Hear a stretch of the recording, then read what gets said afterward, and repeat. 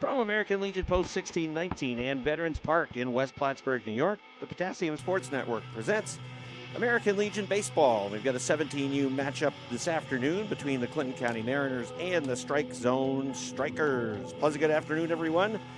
From West Plattsburgh in the Veterans Park at Post 1619, Rob Knowles and Tyler Wood for the Potassium Sports Network. We've got Jeff Garrett, the boss. He is on camera, and we're ready for this matchup between the Strikers and the Mariners. Mariners have won 2 games so far in the tournament. They're playing game number 3. Strikers won their earlier matchup. They defeated the Essex County Avalanche, and they are 1-0 coming into this matchup. So 2 teams that are on a collision course. Both have picked up victories, at least 1 to this point, 1 for the Strikers, 2 for the Mariners. And we're looking forward to a good game this afternoon, Tyler. Yeah, 2 wins over Essex County for Clinton County thus far. This is the first meeting between the Strikers and the Mariners. Last night, it was a 7-1 triumph for Clinton County, and then earlier today in the 11 o'clock time slot, it was a 15-4 victory for the hosts of this second annual Gary Butler Memorial Tournament. We saw the Strike Zone Strikers, which is a 15U side here today. They have a 17U team as well, which has previously played the Mariners, but today it's a 15U club in town. They picked up an 8-4 win over the Essex County Avalanche. So some fairly comparable scores, and as you mentioned, Rob, kind of a collision course here is there is no championship game, so it's the team with the best record that gets to claim the hardware here in the Gary Butler Memorial. And these 2 teams will play again tomorrow. We'll have coverage of that game as well on the Potassium Sports Network. Here is the defensive lineup for Clinton County. They are the home team. Sully Luckett will handle the pitching for the Mariners. Catching is Ryan Brown. At first base is Wyatt Barton. Second baseman is Easton O'Connell. Playing at third base is Joey Caslow. The shortstop is Kellen Parks. In the outfield, left to right, Bill Orr is in left field. The center fielder is Owen Rankin, and the right fielder is Andrew Price. The lineup for the Strike Zone Strikers leading off Quinlan Salvatore. See him about to step to the dish. Pete Stephen is going to bat in the second spot. Jack Hernandez is the DH hitting third. Jack Therian, the cleanup hitter. Kason Chambers will hit in the 5th spot. Parker Belrose will hit 6th. Chase Rodliff will hit 7th. Pat Ainsworth 8th. And Ryan Pecor will bat in the 9th spot in the order for the Strikers. First pitch of the game, a ball from Sully Luckett, a southpaw. Sully did a lot of pitching in the spring for the Beekmantown Eagles. The 1-0 pitch is upstairs and away. He falls behind 2-0 in the count. Some reinforcements here in the Mariners lineup, up from the 14U team, which was playing in a different tournament. A couple of 14U Mariners able to make the trip up here to West Plattsburgh to help out the 17U team in what is a pretty labor-intensive weekend with 4 games. That pitch also up and away, so he's down to the count 3-0. 3-0 pitch to Salvatore is in there.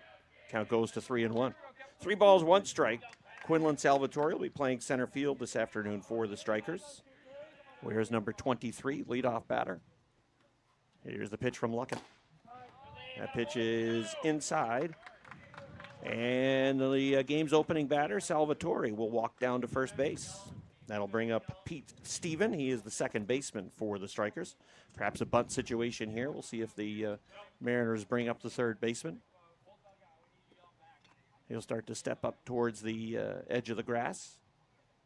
Luckett checks the runner at first. Left-handed pitcher takes the sign, delivers. Stephen with a swing and a miss.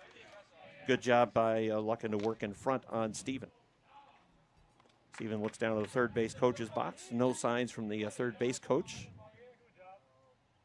Luckett kicks and delivers. This ball is lined towards the left center field gap. It's going to get down. It's a base hit for Pete Stephen. And the first couple of batters are on for the Strikers. They're in position to make something happen in the top of the first inning. First inning trouble has been a common theme this weekend for pitchers of all clubs.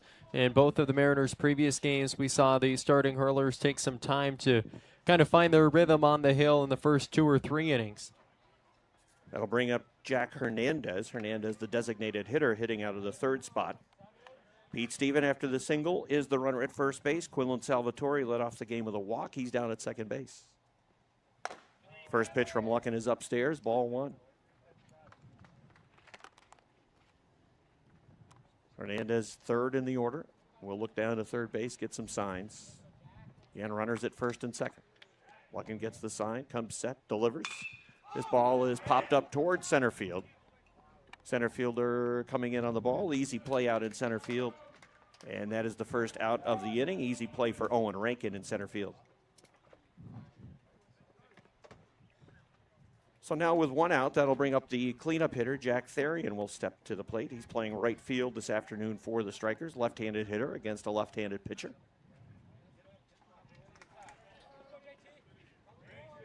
First and second. First out of the inning just recorded. Hernandez flying out to center field. Easy play for Rankin. First pitch from Luckin. Goes off speed. Bends the leg a little bit on the batter, Therian, and it's strike one. So he shows him an off-speed pitch, and that sets up some of the other stuff that he might have for the at-bat. One out in the inning. Walking ahead in the count, 0-1. Here's the pitch. That ball is sent the other way towards the left field line. It's going to be out of play. And looking ahead in the count, 0-2. Sully now in a position where he can make a pitch, see if he can get Therian to chase. He's got some pitches to work with here. No balls, 2 strikes on the cleanup hitter for the Strykers, Jack Therian. Salvatore, the runner at second. Steven, the runner at first. The 0-2 pitch upstairs. Therian does not chase. Count goes to 1 ball, 2 strikes. Palate cleansing pitch there after a few strikes in succession for Luckin. 1-2. We'll see what direction he wants to go in here. Has him set up for just about whatever he has. He's going to go off speed. That pitch is high. Got underneath that one a little. 2 balls, 2 strikes. Sometimes you get underneath the breaking ball like that. It Leave it up. Yeah.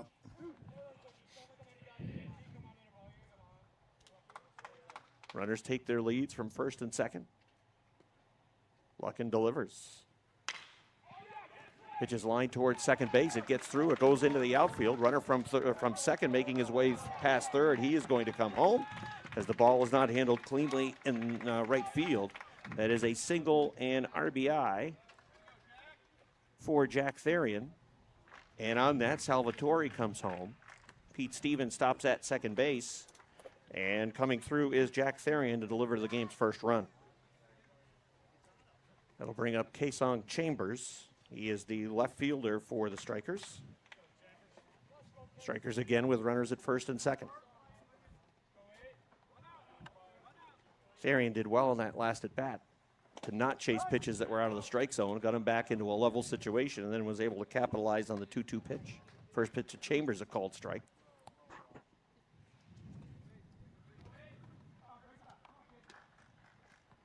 Top of the first inning, and the Strykers on top 1-0. They've got 2 runners on with 1 out. This pitch is lined towards right field. Ball is carrying out towards the right fielder, and it is off the right fielder's glove. They'll get the ball quickly back into the infield.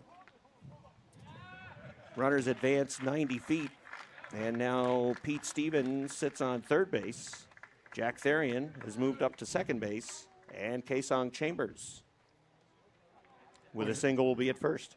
To some extent, the Mariners are lucky. Runners on first and second didn't know whether to go or not. Yeah. Otherwise, that might have been 2 runs. And that situation, the runner at second base, I'm not sure the ball is really deep enough for him to tag and advance to third. It's one where you probably need to be halfway, and as soon as you see the ball down, you would think that the runner would be able to score on that ball that's misplayed in right field.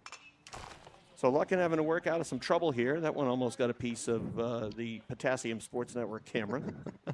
Jeff breathes a sigh of relief. I need a nice shot. I want to make sure it can, withstand the force. Battle tested. Yes, exactly. Whatever I'm trying to say. You guys are better articulate. I'll tell you what I mean to say, and then you guys fill in. We might have had a 1-out broadcast. Right. Bases loaded for the Strykers. Parker Belrose, the catcher for the Strykers, at the plate. Luckin delivers. He's ahead 0-2. Really Another phone call? Yeah. Really important here for the Strykers to capitalize on the situation. They've got to have the Mariners in trouble with the bases loaded now. Trying to put up a crooked number in the top of the first inning. Luckin with the 0-2 pitch upstairs. Trying to get the batter Belrose to chase. He did not. At the same time, if you're Clinton County, if you can keep this at 1, then you have a chance maybe to feel better heading into the dugout and I think for sure, get some momentum going on the offensive side when you come to the plate. Runners take their leads. Pitch from Luckin again is upstairs. Looks like he's under everything a little, Rob. You know what I mean? Even the fastball, when it stays up like that, right? The breaking ball stayed up. Trying to entice the hitter to chase that high strike. But I'd like to see him get on top of the ball a little more. Yeah, we talked earlier about that competitive pitch that's just above the top of the strike zone. And then when you get, 6 inches above the top of the strike zone, hitters aren't going to chase that. 2-2 pitch from Luckett. And this is lined again towards right field. It's going to get down, and it's going to bounce away from the right fielder. They'll get the ball back in towards second base. 2 runs are going to score, and it's 3-0 in favor of the Strykers. In shades of the Jack Terrian at bat, Luckett ahead in the count 0-2 in both situations. Terrian was able to reverse the script and take a ball for a single to right field. Parker Belrose is able to do the exact same thing. Works at 0-2 count level at 2 apiece, and then takes one for a ride to right to drive in a couple. It's the first inning. It looks like the Strykers team can swing the bats a little. That'll bring up Chase Rodliff. He is the first baseman for the Strykers. There's 1 out, top of the first. They're loose as well. They just played 7 innings. This pitch is lined towards center field. It's going to get the gap. Ball is down. Strykers making a decision. They're going to send the runner. Ball wasn't played cleanly in the outfield. Mariners will get it back into the infield, and it's 4-0 in favor of strike zone. Another single and RBI for Chase Rodliff, and the Strykers indeed have come out swinging. Yeah, doing a really nice job finding pitches to hit, and a lot of hard contact thus far off of Luckett from this strike zone club. Well, again, right, even when you're getting under it and your ball's up, and then you kind of make the adjustment to get it down, a lot of times getting it down, right, Rob, is down the middle, right, because you were up, right? You want to be down more at the knees. So I'll see if he adjusts here. Obviously, Luckett, one of the aces of this team for sure. He's pitched well all summer for Coach Rob Knowles, or Rob E. Knowles. But, yeah, I'd like to see him kind of get the ball down a little, especially that breaking ball, right? If you get the ball down, then you can throw that breaking ball down and break it in the dirt and get some swings and misses. But if you leave it up, it's going to be right in the wheelhouse. Yeah. So, and work the edges a little bit better. A lot of the strikes have been too good in the heart of the plate. Yeah, agreed. Wild in the strike zone, right? They call it sometimes. I'm going to call it that, Rob. So with 1 out, runners at first and second. Pat Ainsworth now the batter for the Strikers. He is the third baseman. Hits out of the 8th spot in the lineup for strike zone. That's First better. pitch, off speed. Much better. Even though that went in the dirt, right? I liked where that pitch was. Sorry, Rob. It is indeed in the dirt. Ainsworth does not chase. He shows good discipline, not chasing. Runner at second base is Parker Belrose. Runner at first base is Chase Rodliff. Both Belrose and Rodliff with RBI singles to drive in runs in the top of the first. That pitch is strike. Worked the outer third that time.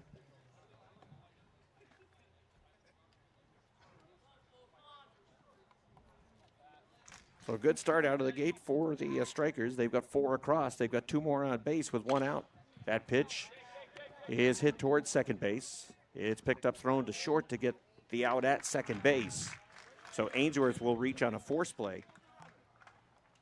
Rodliff is out at second base, 4-6 on the put out at second, and now runners at first and third with 2 out. And that brings up Ryan Pecor, the shortstop. The Strikers have now batted through their order. Runners on the corners with 2 away.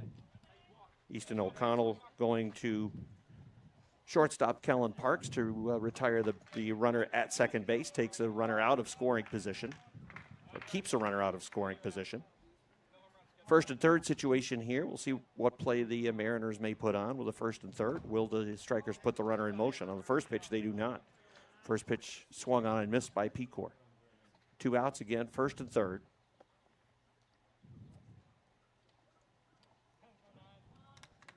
Luck in the southpaw also helps to manage some of the traffic on the bases, holding runners on at first base. This pitch is fouled straight back. Closer.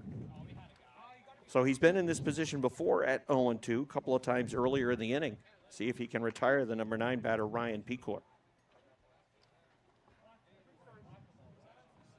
2 outs in the inning, no balls, 2 strikes. 4 runs in the top of the first inning for a strike zone. Off-speed pitch outside. Mariners are going to run a cut play. They'll throw to O'Connell. O'Connell to the plate, and the runner gets underneath. The runner is safe. So Belrose gets underneath. It's a stolen base for Belrose, a stolen base for Ainsworth. And now a runner is in scoring position. That is Ainsworth down at second base with Pecor, the number 9 batter, at the plate. And competitive at bats 1 through 9 thus far from strike zone. Looked like Coach Knowles there thought maybe the plate was blocked, Rob. Is that what he? I don't know. NFH. No, I think he might have anticipated the tag was down. It's tough to tell from here because they come sliding in and there's a cloud of dust that picks up, and it's really it's tough from our angle. Isn't that football 3 yards even in a cloud of dust? No, that's Mariah football. Runner at second, 2 out, and the pitch swung on and missed, and that ends the inning. Pecor goes down swinging. But for strike zone, they score 5 at the top of the first inning. 5 runs for the Strykers. They record 5 hits in the inning and also 1 walk. And at the end of a half inning of play, it's the strike zone Strykers 5 and the Clinton County Mariners no score. And we will keep it right here for the bottom of the first and thank one of our very loyal sponsors, Dannemora Federal Credit Union. At DFCU, they believe teamwork drives success on the court, on the diamond, and in your financial life. Whether you're a student, parent, staff, or alum, DFCU has your back. Learn more at dfcu.net. And we thank DFCU, again, a big supporter of all high school, youth, college, local sports, and certainly been a big supporter of ours at Potassium Sports Network. I will kick it back. Tyler, you want to kind of go through the Mariners lineup or defensive setup? Sure. Here we go. All right, so the defense for strike zone on the hill will be Gavin Spinella. The Strikers are hitting for Spinella with Jack Hernandez. At first base, Chase Rodliff. The second baseman is Pete Steven. Third base is Pat Ainsworth. The shortstop is Ryan Pecor. In the outfield, left to right, Kaesong Chambers is in left field. The center fielder, it is Quinlan Salvatore, and the right fielder is Jack Therian. The lineup for Clinton County, Joey Caslow will lead off at third base. Easton O'Connell hits second. He's playing second base. Owen Rankin hits third and center field. Wyatt Barton hitting cleanup. He is the first baseman for the Mariners. Ryan Brown bats fifth. He'll do the catching. Sully Luckins, the pitcher. He'll bat sixth in the order. Max Coyer DHing for the Mariners. Billy Orr playing in left field. Coyer in the DH spot. Hitting eighth is Andrew Price. He's in right field. And Kellen Parks will bat ninth. He is the shortstop for Clinton County. Mariners did not play a very clean inning defensively in the top of the first. They'll need to do a better job, nice job by strike zone to put the ball in play, and the Mariners did not handle some of that pressure well in the top of the first. I have 3 errors in my scorebook in that top of the first inning against the Mariners outfield. Here's the first pitch from Gavin Spinella. It is a called strike, working on the outside corner. Joey Caslow, third baseman.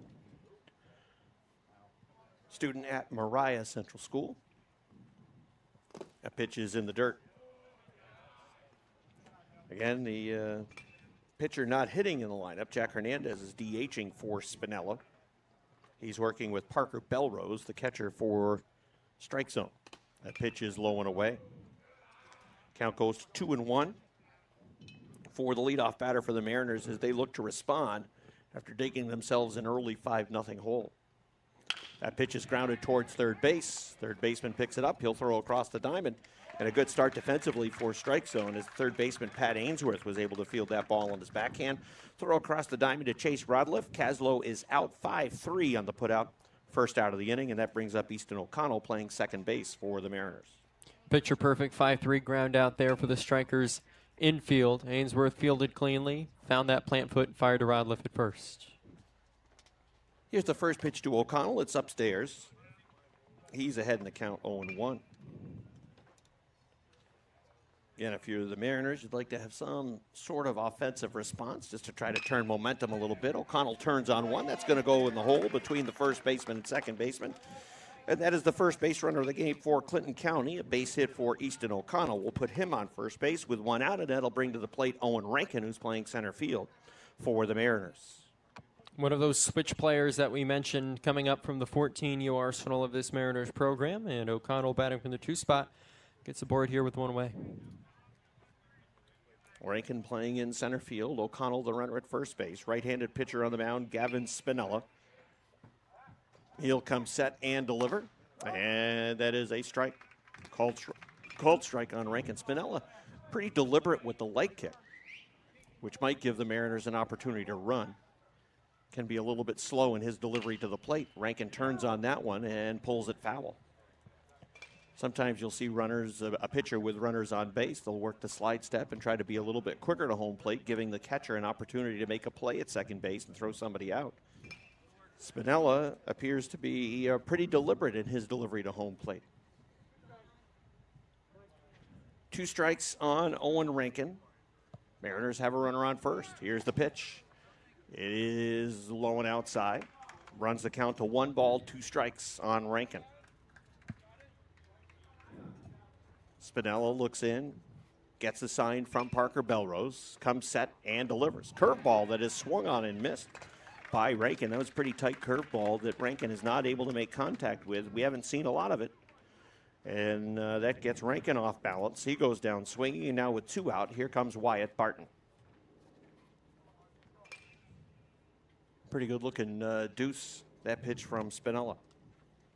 Yeah, we talked about last night as well, Jeff. Rankin sometimes falls victim to those off-speed pitches. That's kind of his kryptonite, if you will, in the batter's box. Yeah, I think very much so. Love to see him, a couple strikes there, tough to lay off, right? But seems to, get some big eyes when that curveball comes in. Yeah, sometimes. First pitch from Spinella to Wyatt Barton, low and away. 1 ball, no strikes, 2 outs. 5-0 Strikers, bottom of the first. Curveball. That's in the dirt. Runner hangs at first base. O'Connell is the runner at first. 2 balls, no strikes. Just saw the curveball again. Pretty tight rotation on that.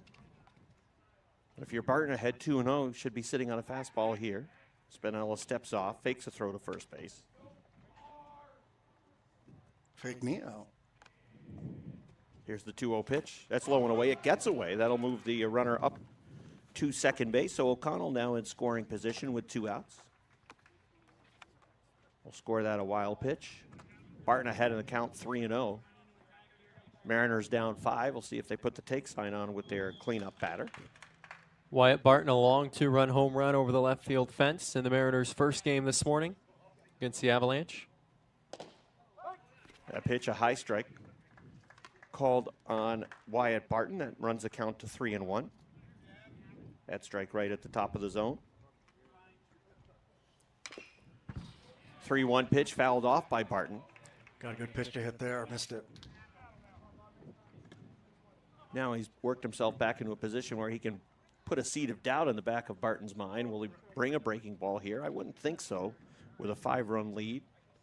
Here's the 3-2 pitch. It's a fastball that's down. Barton draws a walk. Look, I think the other good thing there that I'm back from Barton and also O'Connell, right? Loughran had a long first inning. I was worried about the 1-2-3 and having to come right back out. So hopefully this allows him to catch his breath a bit. So with runners at first and second, that brings up Ryan Brown. Brown is the catcher for the Clinton County Mariners. Pitcher Spinelli comes set, checks the runner at second. Fastball is down. So Brown ahead of the count, 1-0. 2 outs in the inning. Runners on first and second for the Mariners. Strikers were able to bat around in the top of the first inning. They played at 5. That pitch is strike. 1 ball, 1 strike now on Brown. Been predominantly a fastball with a curveball mixed in from Spinella in the bottom of the first inning. That pitch is low and away. Fastball has good velocity. We mentioned the curveball. When he commands it, it's a tough pitch. Yeah, he starts out in the zone. It's tough to lay off. 2 balls, 1 strike. That's a good Add pitch. fastball a strike. That runs the count to 2-2. Runners on first and second, 2 outs. 2 balls, 2 strikes on Ryan Brown, number 5 batter in the order for the Mariners, who hit 10 this morning, 9 in the lineup this afternoon. That's a breaking ball, way outside. Gets away from the catcher, but the runners for the Mariners not able to advance. They'll be running now as it's a full count with 2 outs, so they'll move on the delivery from Spinella to the plate. O'Connell, the runner at second. Barton, the runner at first. The pitch to Brown. Brown sends it towards the right side. It gets through into right field. Should score 1. Here comes O'Connell rounding third. He should score easily. Barton will move up to third base, and the Mariners are on the board.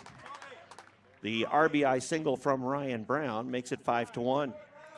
Yeah, and Ryan Brown, that bat stays hot. He's had a nice day. The 2-run home run earlier, tacked on another single in game 1, and then gets the train rolling here for the Mariners, driving in O'Connell with the RBI knock. And Brown, the catcher, they will run for him. And it looks like Jacoby Waldron will be the runner for Brown at first base. Again, they're using NFHS rules. You can run for the catcher at any point. Brown, the catcher for the Mariners, after coming through with a clutch RBI single to get them on the board. Runners now at first and third. Right now, the Strikers are not holding the runner on at first base in a first and third situation. So an opportunity for the Mariners to run if the Strikers aren't going to hold the runner on. It doesn't make any sense. No. Apparently, they're just willing to concede the base. And why the Mariners aren't moving, I'm a little confused about. This ball has popped up in the infield. And that's going to be caught at third base. Pop out will end the inning. Mariners respond with one. They get an RBI single from Ryan Brown. And at the end of one inning of play, it's the Strike Zone Strikers 5 and the Clinton County Mariners 1. I always knew I was going places. While my friends went off to college, I went to work with a company that's helping me grow. At Casella, I'm getting my own education. I'm getting ahead with company-paid training and earning my CDL to become a professional driver. My career is starting debt-free and focused on the future. I didn't just say no to college. I said yes to a path to put me in control of my future from day one. With Casella, I'm setting myself up for something bigger, for a career I can be proud of, doing work that helps my community. They told me I'd miss out, but the truth is, I'm exactly where I want to be. That's the power of hard work. Visit Casella.com/hardwork starts here to take control of your future today. Good pay, good people, good life. Casella.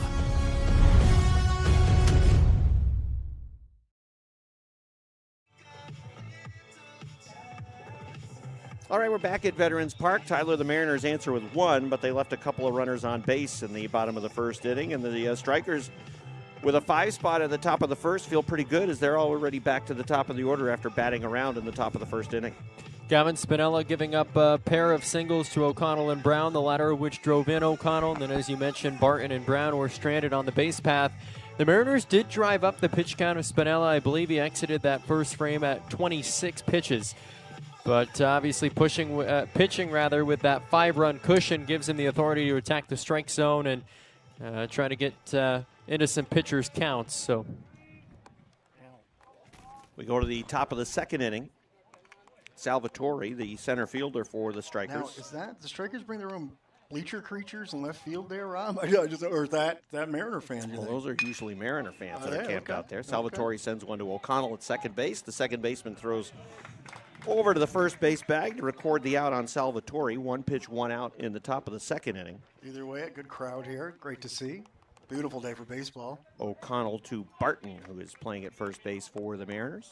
Salvatore now 0 for 1 on the day. He walked in the top of the first, scored a run. The game's opening run. Here is Pete Steven. He singled in the top of the first inning. 5-1 the score, 1 out. Steven calls time. Luckenhead just comes set. He comes set again and delivers. Curveball that is inside. 1 ball, no strikes. 1 out in the inning. Bright sun-filled skies in West Plattsburgh. This ball is lined towards left field. It's going to get down easily.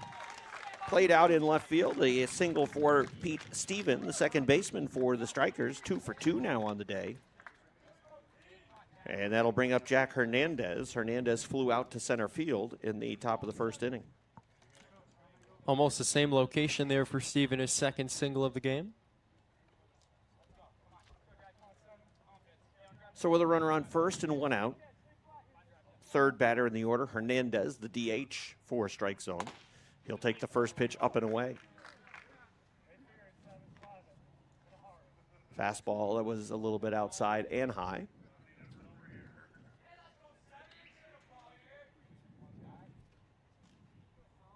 Here's the pitch from Lucken. Curveball that gets away from him. A little bit behind that. Loses that upstairs, and he's down to the count 2-0. Jack Therian waits on deck. He singled and drove in a run in the top of the first inning. Pitch from Lucken. Swung on and missed by Hernandez. Good swing, but that pitch was working on the outer third, and Hernandez swung through it. 2 balls, 1 strike. Luckin checks the runner at first and delivers. Another swing and a miss from Hernandez. A little better. Yeah, that ball was down in the zone. Yeah. So 2 balls, 2 strikes, 1 out. Luckin will make a move to first base. Quick check on the runner.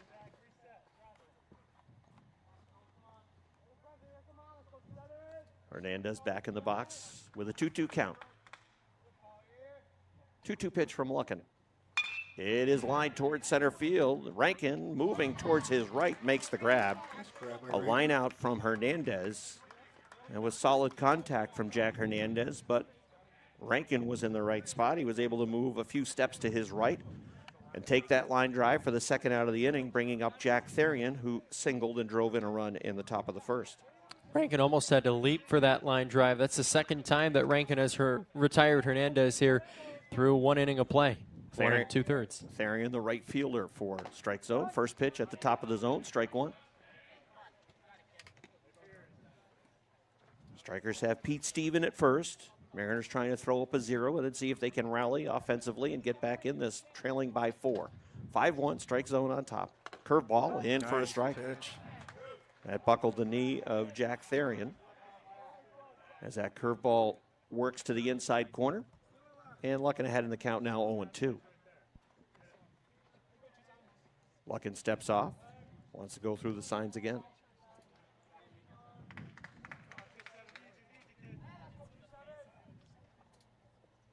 Two outs in the inning. No ball, 2 strike pitch coming from Luckin. And, that just missed on the inside corner. Tough pitch to take, too. Yes, indeed. That was well located. And Therian, the batter, is right up on top of the plate as well. We talked earlier in our game earlier today, one of the batters right on top of the batter's box, which at this point there isn't one. But if there was a line there. Great job by Therian laying off on that one. I would have been swinging for the trees on that, Rob. If the old Reggie Jackson pretzel, I think I would have been. Good job laying off there. Good pitch by Sully. Tries to get him to chase on that curveball that was down. Run the count even now, 2-2. 2 outs. Here's the pitch. It is fouled off towards the left side, well out of play. Runner was braking on that. Foul ball found a home in the parking lot. As long as I didn't hit my car. Safe Light Auto Glass, not yet a sponsor of the Potassium Sports Network. But there is an opportunity. Contact Jeff Guerin at Potassium Sports Network, along with any other auto glass company that might be interested. 2-2 pitch is low and away. It runs the count full. Runner will be in motion at first base. Tyler, can you call Elon, see if the Starlink is okay with foul balls? I don't think we're friendly with one another, Elon and I. Okay. You're not a Doge guy? He'll throw over to first base. Check on the runner with a 3-2 pitch. Again, the runner will be in motion. With 2 outs. Here's the payoff pitch to Jack Therian. And the pitch is fouled up the right side. Turned on that fastball that was on the inside corner. Remember the at-bat from Therian back in the first that scored the game's first run. He was down 0-2, worked it 2-2. And then drove in a run on a single, reached second on an error. So we'll do it again. Here's the payoff pitch. Oh, that one gets away from him. A curveball. Misses very high and comes right off the backstop to the catcher, Brown. So it's a walk for Therian. Certainly earned that one. After falling behind in the count 0-2, he is able to get to first base, and that brings up Kaesong Chambers. He singled in the first inning. That pitch would have been a ball to Chambers, too. He looks like Wembenyama when he comes to the plate there. He's a big boy.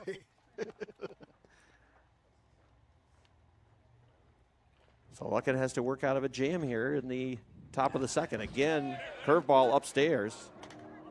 Brown not able to make a play on that one. Almost looked like Brown was crossed up. He did not react well to that pitch. So now 2 runners in scoring position. Mariners really need a 0 here.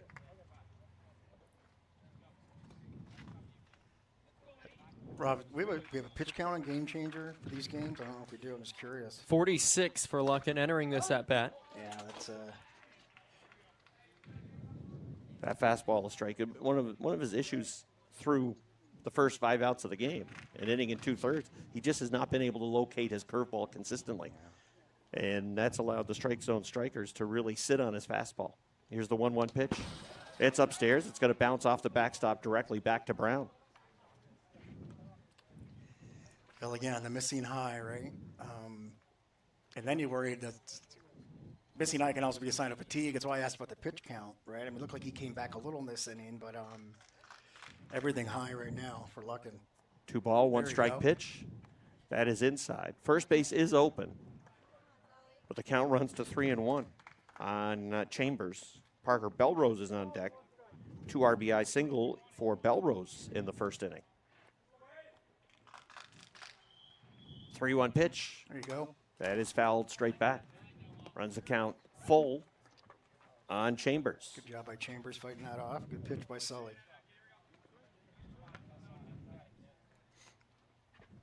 3 balls, 2 strikes, 2 outs. The runner Therian at second base. Pete Steven, the runner at third base for strike zone.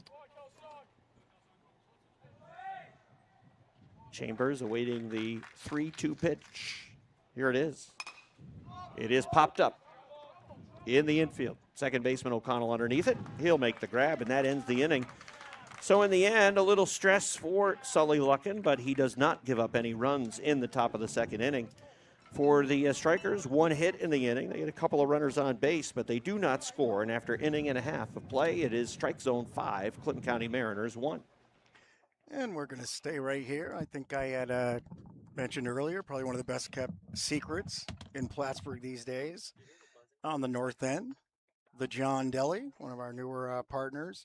Come on down to the John Deli where they're ready to serve you. Open every day at 5 a.m. Breakfast served until 10:30. Lunch served all day with cheesesteak, sandwiches, and more. Dine in, take out, or get it delivered. You can find John Deli on DoorDash, Uber Eats, Toast Tab, Chow Now. 2 I've never heard of, but hey, if it works, that's the John Deli, 7067 Route 9 North, Plattsburgh, right next to the Chamber of Commerce building, or call them. Place your order at 518-566-4393. That's the John Deli. They hope to see you soon. Don't some of their selections on the menu have a connection to Philadelphia area athletes? Yes. Famous Philadelphia athletes. Yes, they do. Like I said, I was there last week. Very impressed Very hungry? with it. Well, I didn't leave there hungry. I can tell you that. You know, it was the lunch was on Matt Wallentuck, so I certainly took advantage of that, Rob. Well, that's good. Bottle for the table, right? Yeah, exactly. I took one on the road. I took it home. But really enjoyed it. Really good food. Wish them the best. But yes, the owners are from Philadelphia area. That's why cheesesteaks are a big thing there. But all the food was great. I mean, I think I told you guys in the first game, we opened the menu and I didn't know what to order. That's how good it looked. And Rob, tater tots, I told you. Right? So if businesses were interested in sponsoring some of our broadcasts that air on YouTube through the Potassium Sports Network, how do they get a hold of you? You can go to our website, potassiumsportsnetwork.com. If you want to remember this, it's not difficult if you know my name, jgarrett19 at Potassium Sports, or call Rob Knowles, and he'll connect you to me. Let me give you his number. You got a pen? No, that's okay. Out-of-towners may not call. Remember that company? Yes. That was the Ready Built Construction Company. They used to sponsor the news at noon on WCAX. Max Coyer pops up on the first pitch, and it is grabbed by the shortstop. So running underneath it was Ryan Pecor, P6, the first out of the bottom of the second inning. Max Coyer, the DH, pops up, and that brings up Andrew Price. Price working in right field for the Mariners, takes a strike on the outside corner. Good velocity from the pitcher, Gavin Spinella. Bottom third of the order here for the Mariners. We saw them do some damage earlier this morning against the Avalanche. That pitch fouled off by Price. Spinella's a tough customer when he works in front. because it sets up the curveball, which we have seen him feature a couple of times with pretty good success, like right there. Right on cue, Rob. What a great pitch that was. So Price is the second out of the inning after he strikes out, and that'll bring up Kellen Parks. Parks playing shortstop for the Mariners. 2 outs in the inning, nobody on base. The pitch from Spinella is upstairs. Again, pretty good velocity when you compare it with the other pitchers that we've seen over the course of today.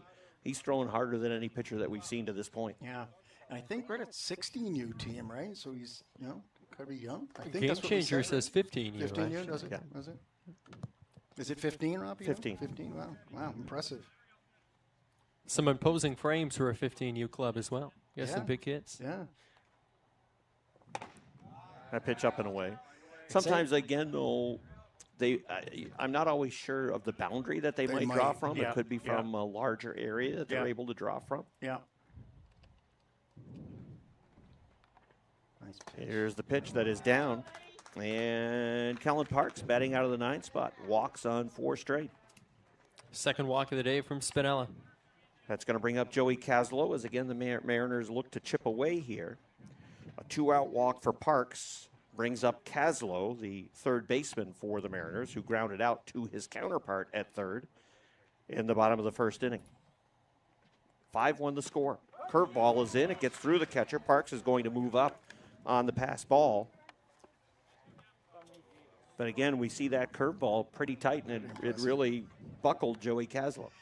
He reminds me of a 15-year-old Jeff Garrett, although he's probably about 30 pounds too light, Rob, if you remember. How I filled out that Merkel's jersey. But, the stripes on the jersey were tight. The stripes weren't appealing for me. That's damn sure.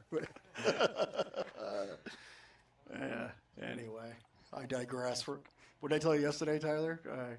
Glory Days, my theme song. See if Caslow can capitalize. He grounds ball to first base. It is picked up by the first baseman for the Strikers, Chase Rodliff, and he'll take it himself to the bag. That is out number 3 in the bottom of the second inning. So the Mariners strand a runner in scoring position, and through 2 innings of play, it's the Strike Zone Strikers 5 and the Clinton County Mariners 1.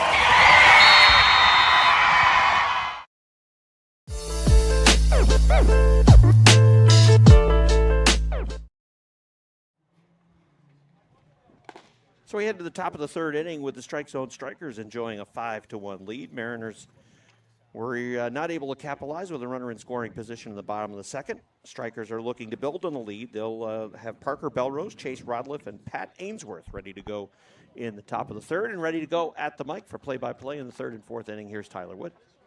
Productive part of the order here for the Strike Zone Strikers. Belrose reached on a single back in the first inning. Of course, Strike Zone looking for some insurance here, enjoying a 4-run lead after plating 5 in the top of the first. First pitch to Belrose will miss low for ball 1. Rodliff, of course, on deck, as Rob mentioned. He also has a single today. Bottom of the order has been productive. This one fouled straight back to even the count. In fact, it bounces down right behind our broadcast location. Well, Jeff has sent us up with this high-quality tent, so I feel very safe underneath this. I think that's Kevlar, they told me. An asteroid could drop out of the sky, and we have no problem, Tyler, as long as it dropped on the left side of the tent. That's the part you're under. Doubles as a fallout shelter as well if needed. Rob is live all week at the Fourth Ward, if you'd like to go see him. Or whatever a comedy club would be. Since Mariners U19 They had me. coach owns the ward. I have to give that plug there. If But they had me there, it'd be out of business fast. Not this guy again. Ball and 2 strikes here to Belrose. Sully Luckin digging in for his 3rd inning of work. He's allowed 5 runs thus far. Not all of them have been earned. It was an error-heavy first as there's a rocket off the bat foul down the right field line. Barrows got a hold of it, but couldn't pull it fair. It has to be fun trying to track down foul balls on the right side of this field. A baseball budget has to be a pretty expensive one for the Mariners organization. Rotation here, but my umbrellas are blocking the 2 of you. So otherwise, sorry about that. Well done. That's perfect. Yeah. Like We that? both have faces for Well, radio. I knew you didn't have a chance to get to the makeup tent before the game, Rob. I wouldn't want to break your brand new camera, Jeff, making its debut today. Yes, doing a good job. I like it. Take 2 on the 2-strike pitch here to Belrose. Gets a hold of it. It's a slow roller, second base side.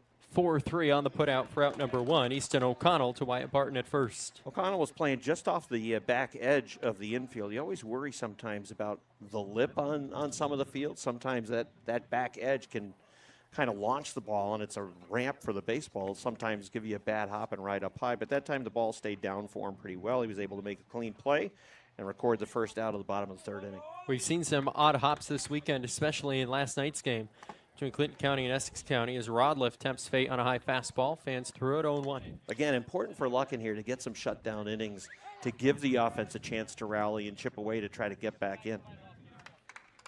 Both of these teams undefeated thus far. The Strikers 1-0, the Mariners 2-0 on this weekend tournament. Slow roller left side. It will go under the glove of Caslow at 3rd. Reaching first base safely on the infield single is Rodliff, as that ball just kind of found a home between the pitcher's mound and third base, Rob. Yeah, even if that ball is fielded cleanly, I'm not sure they're going to have a play at first base. Rodliff seemed to get down the line pretty well, so we'll score that a hit. And here comes Ainsworth, who was able to reach on a fielder's choice when he batted in the top of the 1st inning. Ainsworth has made a couple of nice snags at the hot corner as well. First pitch fouled straight back. 4 strike 1. Runner at first is Rodliff, reaches on the single.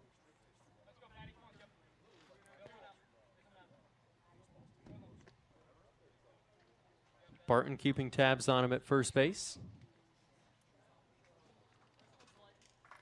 Outfield comes in here for Clinton County. Luckin deals the 0-1. Outside, ball and a strike. Ainsworth, good discipline, not chasing that pitch that was off the edge. Luckin glances at the runner, now fires home. It's fouled down the left field line. A ball on 2 strikes here. Luckin ahead to Rodliff, rather to Ainsworth. He's been inconsistent with his curveball. He's locating his curveball much better in the top of the 3rd inning.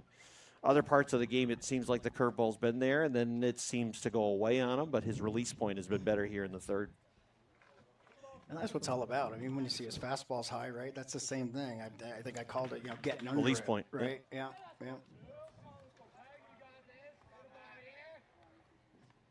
And the pitch will miss inside. Rob, even to your point, I mean, misses in, but the location I liked a lot, right, down in the zone. He seems to have more confidence with that pitch in this inning, too. He's gone to it more often in the 3rd. 2-2, runner at first is Rodliff. 1 away, here's the pitch. It will miss in the attic. Time for the payoff here to Ainsworth. Sometimes an opportunity with 1 out, full count, if you have confidence in the batter, chance to put the runner in motion. Maybe give you a chance to stay out of a double play. We'll see if they want to get aggressive. Runner does not go, and Ainsworth goes down swinging. First strikeout of the day for Sully Luckin, and there's 2 away. Of course, the other thing that could happen is you get the swing and miss the plate. It could lead to a double play with strike him out, throw him out at second base. They did not put Rodliff in motion. So now with 2 outs, he's still stuck at first with Pecor up. Pecor reached on a fielder's choice in his first plate appearance. But what you like, if you're strike zone, again, you're turning the lineup over. The leadoff batter, Salvatore, is waiting in the on-deck circle. So he's looking at potentially his 3rd at-bat. If this batter, Pecor, reaches, he potentially is looking at his 3rd at-bat in the 3rd inning. If not, he's going to lead off the top of the 4th. And ideally, you've got some of your best hitters that are getting to the plate a number of times. 1-1, bouncing ball up the middle. O'Connell gloves it, steps on second to get the lead out. And that will retire the side. So the only damage done is the Chase Rodliff single. He's stranded on the bases. 5-1, the Mariners trail as we head to the bottom of the third. Boy, where would luck to be without the solid glove of O'Connell over there, right?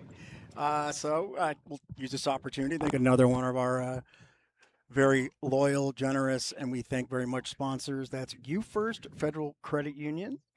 At You First Federal Credit Union, they are all in for you. They don't see account numbers, they see people. At You First, it matters for us to see you succeed in life and with your money. They're passionate about your financial well-being. With the right tools and resources, You First can help you achieve your financial goals. Become part of the You First community and discover why your neighbors always choose local, because You First, Tyler, is about putting you first. Putting you first. Learn more at youfirstfcu.net. You've got every credit union in town, just about, Jeff. Yeah, they're big supporters. Because he's gone to them all looking for Yeah, help. right, exactly. 'Cause I've gone to them looking for loans. right. I'm hoping, these are all free reads I'm giving. I'm hoping one of them at least gives me, something. I was going to say, you must have an he's trying to get a impeccable better credit score. Yeah. Look at, it wouldn't be as bad if you guys didn't make me pay you $500 a game, but, Well, we're still a bargain at that. From a talent standpoint, Rob, no question. Well, at least Tyler is. So it's a big inning here as we go to the bottom of the third. The Mariners at 2-3-4 in the order. Again, trailing by 4, an opportunity to chip away. And you look at it from the other side. If you're the Strikers, you get a shutdown inning here. You continue momentum. You work through some of the perhaps better bats in the Mariner lineup as well. Easton O'Connell singled back in the first inning. That was the first base runner of the game for Clinton County. Rankin and Barton on deck. So heart of the order here in a position to do damage as the Mariners trail by a quartet of runs. I think I said going into that the You First read there. Been impressed with O'Connell at second base. Yeah, good player. I think 2 defensive outs recorded. I don't enjoy saying that, Rob, because then I got to congratulate his dad, right? He coaches that rival football team at Peru. So he's up in the count 3-0, likely taking here with the Mariners down 4. Like to get the leadoff runner on, and they do. That pitch well upstairs. So on 4 straight, O'Connell runs down to first base. And that'll bring up Owen Rankin, who struck out in the first. Sorry, Tyler. I started doing I did that to you in game 1, so it's all right. That's the third walk issued today by Gavin Spinella. And here's Owen Rankin, who is 0 for 1 with a strikeout. Love to see Rankin do something here, right? He's just that kid that steps up to the plate, Rob, right? It looks like he's going to attack the ball. Yeah. Solid outing in game number 1. You would expect him to throw in the final game of the tournament for Clinton County tomorrow afternoon. I think that is the plan, yeah. That is 5 in a row from Spinella to start the bottom of the third inning. So a good trip here from his catcher, Parker Belrose. Just go out and talk to him and settle him down, see if he can come back with a strike. But if you're Rankin, you're sitting on the fastball. We mentioned when he falls behind the count, he really becomes pretty reliant on the fastball and far more predictable.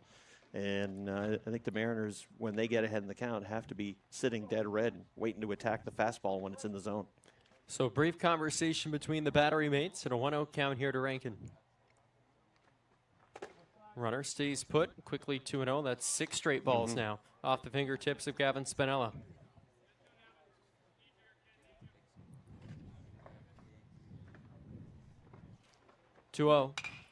Rankin will foul it toward the parking lot once again for strike 1. It's a little late on that. Oh, and that hit a maroon Dodge Ram. I hope that's not yours, Rob.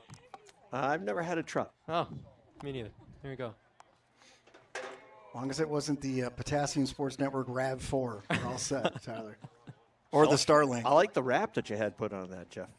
You drive around town, everybody sees the Potassium Sports Network on your car now. It's kind of like the Wienermobile. Right? 3-1 here to the left. Or maybe not like the Wienermobile at all. But Friday before the Daytona 500, they had a big race with that's right, they did. a lot of punchlines in there. 3-1 slides through right side. Picked up by the right fielder in Terrian. Down to second is Easton O'Connell, and Owen Rankin is aboard with a single. Yeah, his approach was much better with that fastball. He was able to turn on it. Earlier in the at-bat, he fouled off a fastball that was in about the same spot where he was late. But that time, good anticipation with a fastball. It was coming towards the inner third, was able to turn, get the pull, and then shoot it through the gap between the first baseman and the second baseman. So the Mariners are set up here, right? Runners on first and second trying to rally. Down by 4, and they've got the cleanup hitter, Wyatt Barton, up. Barton walked back in the first. He's an on-base machine. Ooh, look out. He has to duck out of the way of that one high and tight, 1-0. The velocity from Spinella is still good. The velocity is there, but his location has become pretty erratic here in the bottom of the third. Spinella at 45 pitches unofficially. Misses low there. He finds himself in a hole, 2-0 to Barton. Again, if you're the hitter, you are sitting on a spot. You want the baseball in the location where you know it's a pitch you can drive, and if it's there, you attack. 2-0, peppers the outside corner for a called strike one. Don't mind the take That's there, a good Rob. take from Yep. Barton. That pitch is on the other. That's a pitcher's pitch. And if you're Barton, that's not one that you're going to be able to pull. He likes to pull the ball. That time he goes inside, and it's ball 3. I think that's a very good point, Rob, especially with less than 2 strikes, right? His job is to drive in runs, right? He's looking at something he can really attack. So good job laying off on that. 3-1, Barton will swing. It's a slow roller left side. Ainsworth will not field it cleanly, and here comes a run. Easton O'Connell will arrive home safely after a couple of bobbles at the left side of this strike zone infield, and it's 5-2. The Mariners get their second run. Tyler, looked like another bad bounce base hit, right? We've seen a few of those in the past couple of days. I'm going to score it as a base hit, and then I think the ball was bobbled in shallow left field, which perhaps allowed O'Connell to score with some added security. But it's 5-2 now in favor of the Strikers. More importantly, it keeps the chain moving. Still nobody out. Tying run is now at the plate for the Mariners in Brown. Brown with an RBI knock in his first PA of the day. I think as importantly, Rob, of course, I'm always thinking about the pitcher, right? Giving Lochran a chance to kind of catch his breath, right? He's thrown a lot of pitches early. At times, Spinelli started Brown with a curveball. This time the fast comes back with a fastball that's down and away. And his issue in this inning, he's just working behind everybody. Yeah, hasn't been ahead in the count to any batter thus far here in the third. 2-0 now here to Ryan Brown. Make it 3-0. Brown looks over his shoulder at the Mariners manager, Robbie Knowles. Picks up a sign here, 3-0 count. Runners at first and second. Here's the pitch. It's called strike one. Good pitch. That was poured in, but I don't think in this inning he's thrown back-to-back strikes. So, again, the pressure is on. Mariners a ball away from loading the bases. 3-1 inside, and the bases all loaded up with Mariners. Second walk of the inning, 4th of the day for Spinella. He's allowed 4 consecutive base runners, and Sully Luckin can help his own cause in a big way here with the bases loaded, nobody out. It's kind of out of the blue, too. His location and control has been very good through the first 2, and now all of a sudden in the third he's hit a wall. First pitch, Luckin swings and fouls it off, 0-1. Well, that was right down the middle. I like it. In some ways, you like the aggressiveness, but at the same time, you know he's been struggling. But it's strike one. It was an excellent pitch to hit. The ball was right there. I was thinking the same thing, Rob. 0-1, make it 0-2, and Spinella's ahead in the count here for the first time this inning. Yeah, nice job again locating that pitch. It was a pitcher's pitch. Would have been a tough ball for Luckin to put in play. The 0-2. Luckin will get a piece of it to stay alive. Sully's 0 for 1 in the batter's box today. Popped out to Pat Ainsworth in the first inning. And that was a good job by Luckin to foul that pitch off. That was the breaking ball that a lot of hitters for the Mariners have struggled with. And a good job by Spinella. He comes back with 3 straight strikes. Take 2 on the 0-2. Luckin fights off another. They'll extend this at-bat to a 5th pitch. Make it 4. And it's weird sometimes how pitchers will just get into a rhythm and all of a sudden they're starting to locate and it just comes back and they feel it. And that's where Spinella seems to be, at least in this at-bat with Luckin. Third edition of the 0-2 will miss just outside, 1-2. That's a good take. It's Yeah. a breaking ball that just missed on the outer edge. Yeah, for sure. Good job by Spinella trying to hit that outside corner. Better take by Luckin. Bases loaded here. Here's the 1-2. Luckin jammed up, rolls to Ainsworth. He opts for the out at first. He'll get it, but it's an RBI ground out for Sully Luckin, and it's a 2-run game. 5-3, the Strikers in front. That's a good job by Luckin to put the ball in play. Hey, productive outs. Right? Absolutely. Yeah. And Yeah. you get a couple of runners that move up. The tying run now in scoring position. At second base, Ryan Brown. Wyatt Barton, the runner at third. With 1 out, here is Max Coyer. That RBI ground out scored Owen Rankin. Courier a chance to tie it up on a single here. Courier popped out to short, and Pecor in its first at-bat. Evens the count there with a hack, 1-1. Pitch right at the top of the zone. Courier seeming to swing through that pitch. 1-1. Fouled off, 1-2. Now he's got to go to work now, put the ball in play. We saw Luckin do that when he was down on the count 0-2, put a ball in play that drove in a run. You got Barton sitting down there at third base. Look at the defense for the Strikers in the infield. They're sitting back all the way around. So if you're going to get a ground ball, other than to the pitcher, you're going to score a run. 1 ball, 2 strikes here to Courier. 2 in scoring position. Spinell will miss outside to the left-handed hitter. 2 balls, 2 strikes. And if I'm the batter Courier, that's exactly how I'm thinking right now. I see the defense, and I just want to get this ball in play, get something on the ground. 2 twos popped up. May be playable for Belrose, and he will run out of real estate. 2-2. Yeah, they're deep at third, all the way around. First baseman's not completely deep over at first, but he's just past the bag. 2-2. Courier comes in on his hands, and he fights it off to stay alive. Yeah, good job fouling that pitch off. That was going to be out of the strike zone, but late break on the curveball from Spinella, and Courier got a piece of it. Another long at bat here put up by a Mariners hitter, and a good take there by Courier. 3-2. He's run the count full. That's good work. Good job taking that. That was a nice pitch. Again, you'd love to see a ground ball. Don't want a pop-up. Payoff pitch is fouled off. Good at bat. Spinella Hustle now by at Owen Rankin getting the ball. 68 pitches. Those Beekman Town kids. I got a soft heart, Rob. You know that. Indeed. Payoff again, and Courier foul tips it into the mid for out number 2.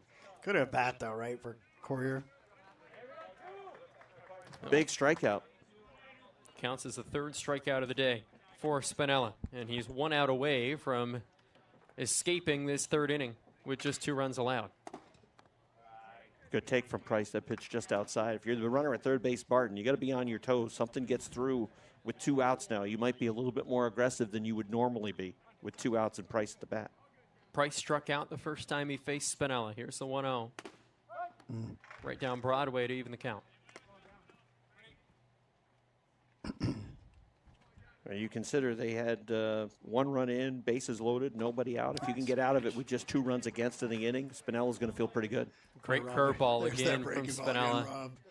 Poor Price buckled his legs. 1-2. Nice job. Price left side. Ainsworth fields it cleanly, throws across the infield in time. The Mariners do plate 2. It's 5-3 Strikers as we head to the 4th here at Veterans Park.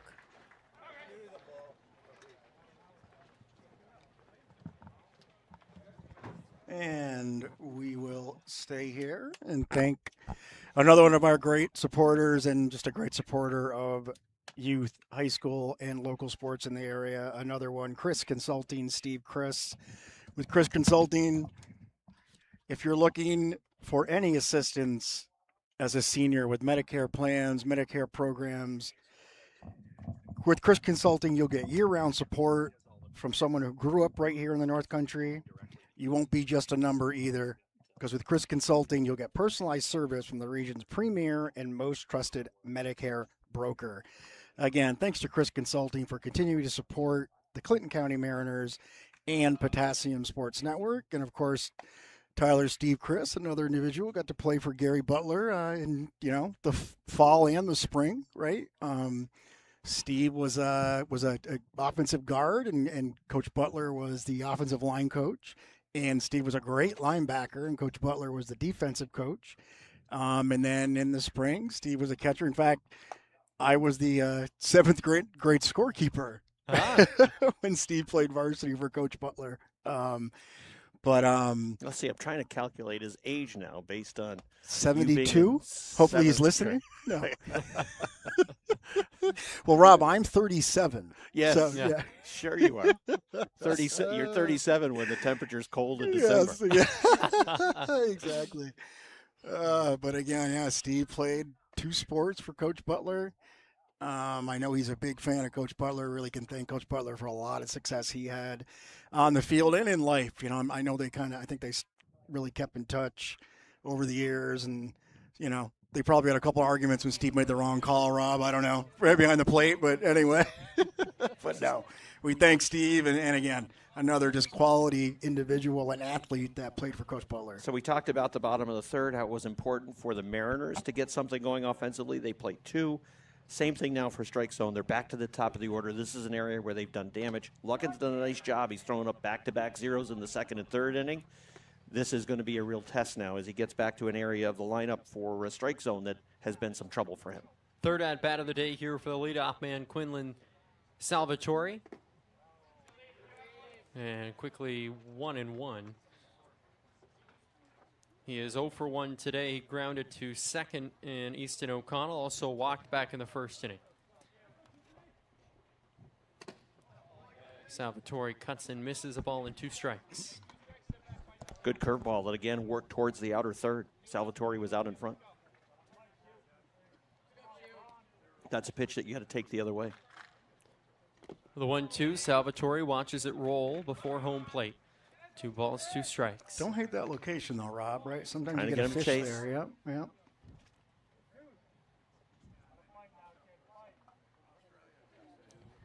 Gets the sign, now fires home the 2-2. It is inside, and Salvatore's worked it full. Looked like he might have been thinking curveball again. He didn't react real well to the fastball. Tough pitch to Beat take. him on the inside corner. Yeah. 3 balls, 2 strikes. Time for the payoff. And that's in there for a called strike 3, a backwards K from Luckin to begin this 4th inning. Yeah, he goes to the back door again and picks up the outside corner with the curveball. This is the guy that has really impressed me offensively for a strike zone. He's 2 for 2 and has hit the ball hard twice. Pete Stephen, 2 for 2. That was the second strikeout of the day from Luckin, by the way. Probably the best curveball he's thrown all day, Rob. Important to retire the leadoff batter when you consider how effective this guy's been offensively. First pitch misses high. Base is empty here, 1 away. Strike zone strikers looking to add to a 5-3 advantage. They scored 5 in the first. The Mariners answered with 1 run in the bottom half, then played 2 runs in the bottom of the third. Here we sit in the top of the 4th. Ball on a strike now to Pete Stephen. And he will go 3 for 3. Hit machine. Effective with the bat today. As Rob mentioned, Pete Stephen is 3rd single, and traffic on the bases here for the Green Mountain side in the 4th. That ball was out of the zone, too. A curveball that was above the top of the strike zone. He just sat back on it, kept his hands in, a little inside-out swing towards the right side, and was able to put it through the hole. Here's Jack Hernandez batting from the 3 spot in the batting order. He's had a real gripe with Owen Rankin today. Both of his outs recorded, Owen Rankin in center field. This time he pops it up. Brown takes off the mask, and it smashes into the press box roof and rolls into the tree line. Yeah, that wasn't my head in case anyone was thinking. That might have been the Kevlar tarp that you were talking about earlier. That was an asteroid, too. Very asteroid-like, that foul ball. It's a loud strike 1. Here's Luckin's 0-1 pitch. Is grounded, takes an odd hop. It's handled by the shortstop. They get the out at second. Throw to first is not in time, but that's sufficient to get the out at second. Good speed down the baseline by the hitter, and I thought it was a good turn, right? Mm-hmm. Tough ball to turn 2-1. Yeah, Hernandez running well. Shortstop Parks had to sit back on that baseball. So Hernandez reaches on the fielder's choice. Runner at first base with 2 out. Again, the Mariners looking to get out of an inning. And this guy's been a pain in the side of Sully Luckin as well, Jack Therian. 1 for 1 with a single. Also walked back in the second. Batting from the cleanup position, and that ball will get away from the catcher Brown. That allows Hernandez to scoot down to second. Think about how good the at-bat was last time for Therian when he drew the walk. Saw a number of pitches, fouled off a couple of pitches that Luckin had located well, and then eventually worked the walk. Spent a few marathon at-bats strung together by both clubs today. Luckin's 0-1 with a runner in scoring position for the Strikers. Fires home a strike. What's his pitch count at? Your eyes are better than mine. I have 80. to take my glasses off to see up close. 80 pitches now for Sully He's Luckin. getting up there.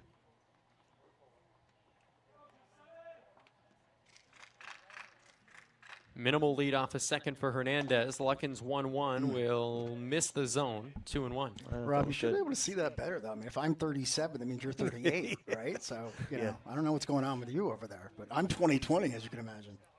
No readers, right? I wish. Bifocals for a number of years now. Nice pitch. 2-1, he goes off speed, and it's called strike 2. And I'm going to, you know, he's getting on top of the curveball. And that's where you see that 12-6 action, right? You can tell when he gets on top and throws it where he wants. Nice pitch. He's had Therian in this position before, though, and has struggled putting him away. Runner on second, 2 balls, 2 strikes, 2 outs here in the fourth. Here's Luckins' pitch. It's high and tight. Hernandez off to third. It's recovered by Brown. There will be no throw. So a runner 90 feet away now for the Strikers and a full count to Therian, who's just been a real persnickety out today. I didn't mean for him to then show us the example of not getting on top. But it's all right. We'll come back here, Sully. Hernandez at third. Of course, he's behind Luckins' back, and Therian will swing and miss. It's a drop third strike. Throw down to first will retire the side. A runner stranded at third. It's 5-3 in favor of the Strikers as we head to the bottom of the fourth here in West Plattsburgh.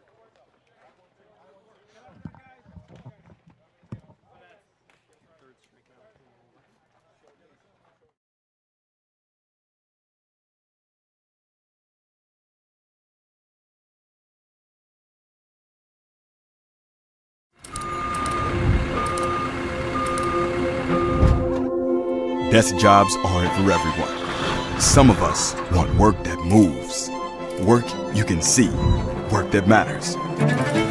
If there's a problem, we fix it. If there's a need, we fill it. Others might call it dirty, but we don't mind. It's important work that keeps society moving.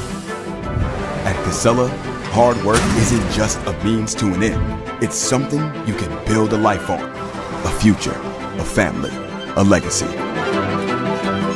There are no hoops to jump through or emails to send, but it's work you can leave behind at the end of the day. And it's work that's here to stay. Casella, good pay, good people, good life. That's the power of hard work.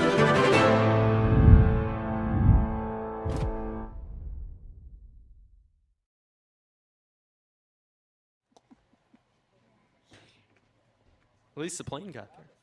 Oh, was that on? No, just came back. Just came back. We're back here. Rob and Tyler were talking about how much they dislike the Red Sox and are big Are Mets you a Red fans. Sox fan? Oh, Tyler? big Red Sox All fan. right. Yeah, my dad's a Yankees fan. I had to be contrary and be a Red Sox fan. So You mean you were against him? yeah, No, he said I did he was, that in the first game earlier. he's talking today. to his brother, Contrarian. Contrary. Yeah. Yeah. get out that SAT prep guide Yes. again, Jeff. Him and Norman Klacher, Oh, my other good friend. a ball and a strike here to begin the bottom of the fourth inning. It's the bottom of the order in Kellen Parks. First up here for the Mariners. He'll sky a ball down the right field line. It will hook foul. Trying to set the table. Renewed life here for the 9th spot hitter. Both teams batting 9. First time all tournament we've seen both sides just bat 9. We've seen most of the clubs bat 10 thus far this weekend. Are you an Apple TV subscriber? I'm not. I was no. not able to watch the game last night, so I had to listen on the radio. Me neither, actually. Probably better off. Actually, I was watching on DirecTV has Strike Zone channel that goes until 10 o'clock, and Yep. every once in a while they rotate around to games. So I was watching that until it went off at 10 o'clock, and the Red Sox were still playing. That's a good take. 2-2 just outside, 3-2. I do pay an exorbitant amount of money to watch the Red Sox on MLB TV because we're not in the Boston market area. I've been a DirecTV customer for a long time. 3-2 popped up and not playable. Finds home in the tree line behind us. So good at bat here from Parks with the top of the order on deck for the Mariners. So last night my setup was TV in the living room muted, radio in the kitchen high, the volume high. Oh, it's a good pitch. Nice pitch. And that will retire Parks one away. So that I could listen to the Red Sox radio crew. Will Fleming was doing the game last night. Mike Monaco was on the game with him last night. Nice. Does a lot of hockey for ESPN.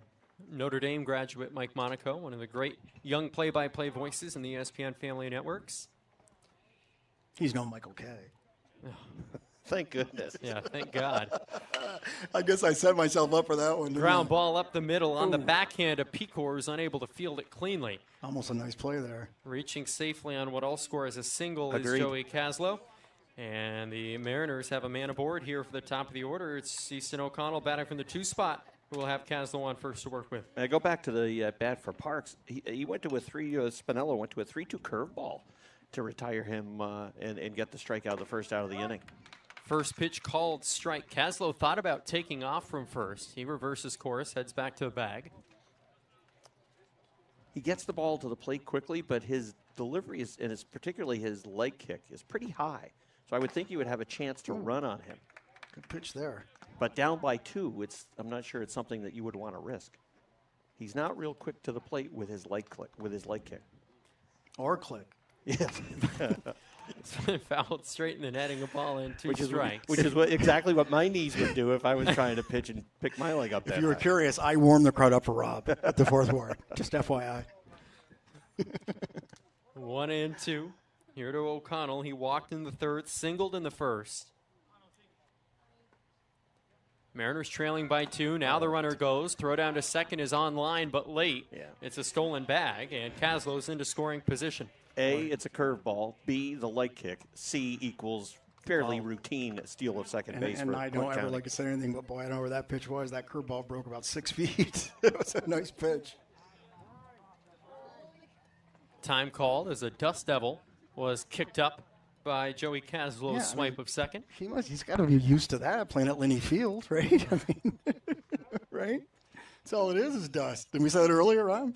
3 yards? A little dust tornado that was whipping around in the game earlier today. I did spot that as well. There's a foul ball headed out toward the parking lot once again. Count remains 2-2.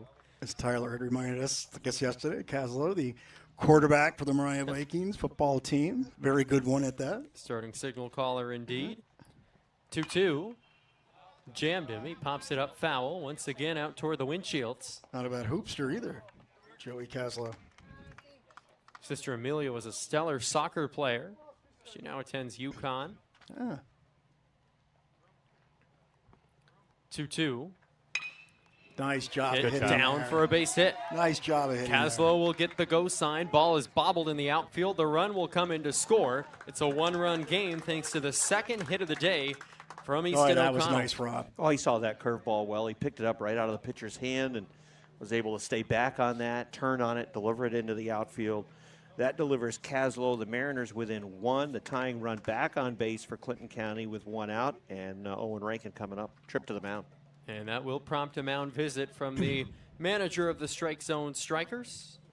Gavin Spinella was rolling for the first 2 innings. He began to labor in the 3rd. Now here in the 4th, surrenders another run. It appears we'll have a substitute coming into the game, Rob, number 33. That is Darian Sun. So he will be the new pitcher for the Strikers. Well, I was going to say, if I think I said it before, O'Connell keeps having success. I really don't want to have to, tell his dad he's got a nice player there. But speaking of football coaches and Ryan O'Connell, Ethan's father, again, we are here at the Gary Butler Memorial Tournament. And again, guys, know you can't see my monitor, but I kind of pulled up Coach Butler's credentials. Again, we talked about it in the first game. I mean, just what a legend in the area, North Country legend. Started out as the old Mount Assumption Institute. Rob was I think was a star athlete there. Moved on to Plattsburgh State, where he was inducted to the Hall of Fame in 2006. Isn't it amazing though, too, Jeff, to remember that at one point there were 3 different Catholic high schools it's in crazy, the city of Plattsburgh. right? Crazy, St. John's, MAI, and Our Lady of Victory. Yeah.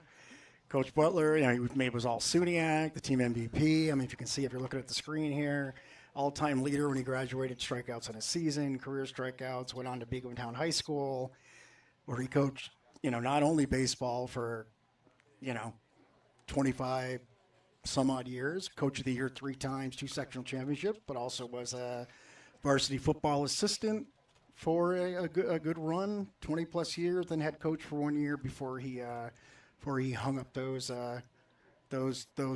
cleats. I don't know. Do you call them football cleats? We're gonna help coach post 20 for a long time. Was an assistant coach in the 1969 state championship team.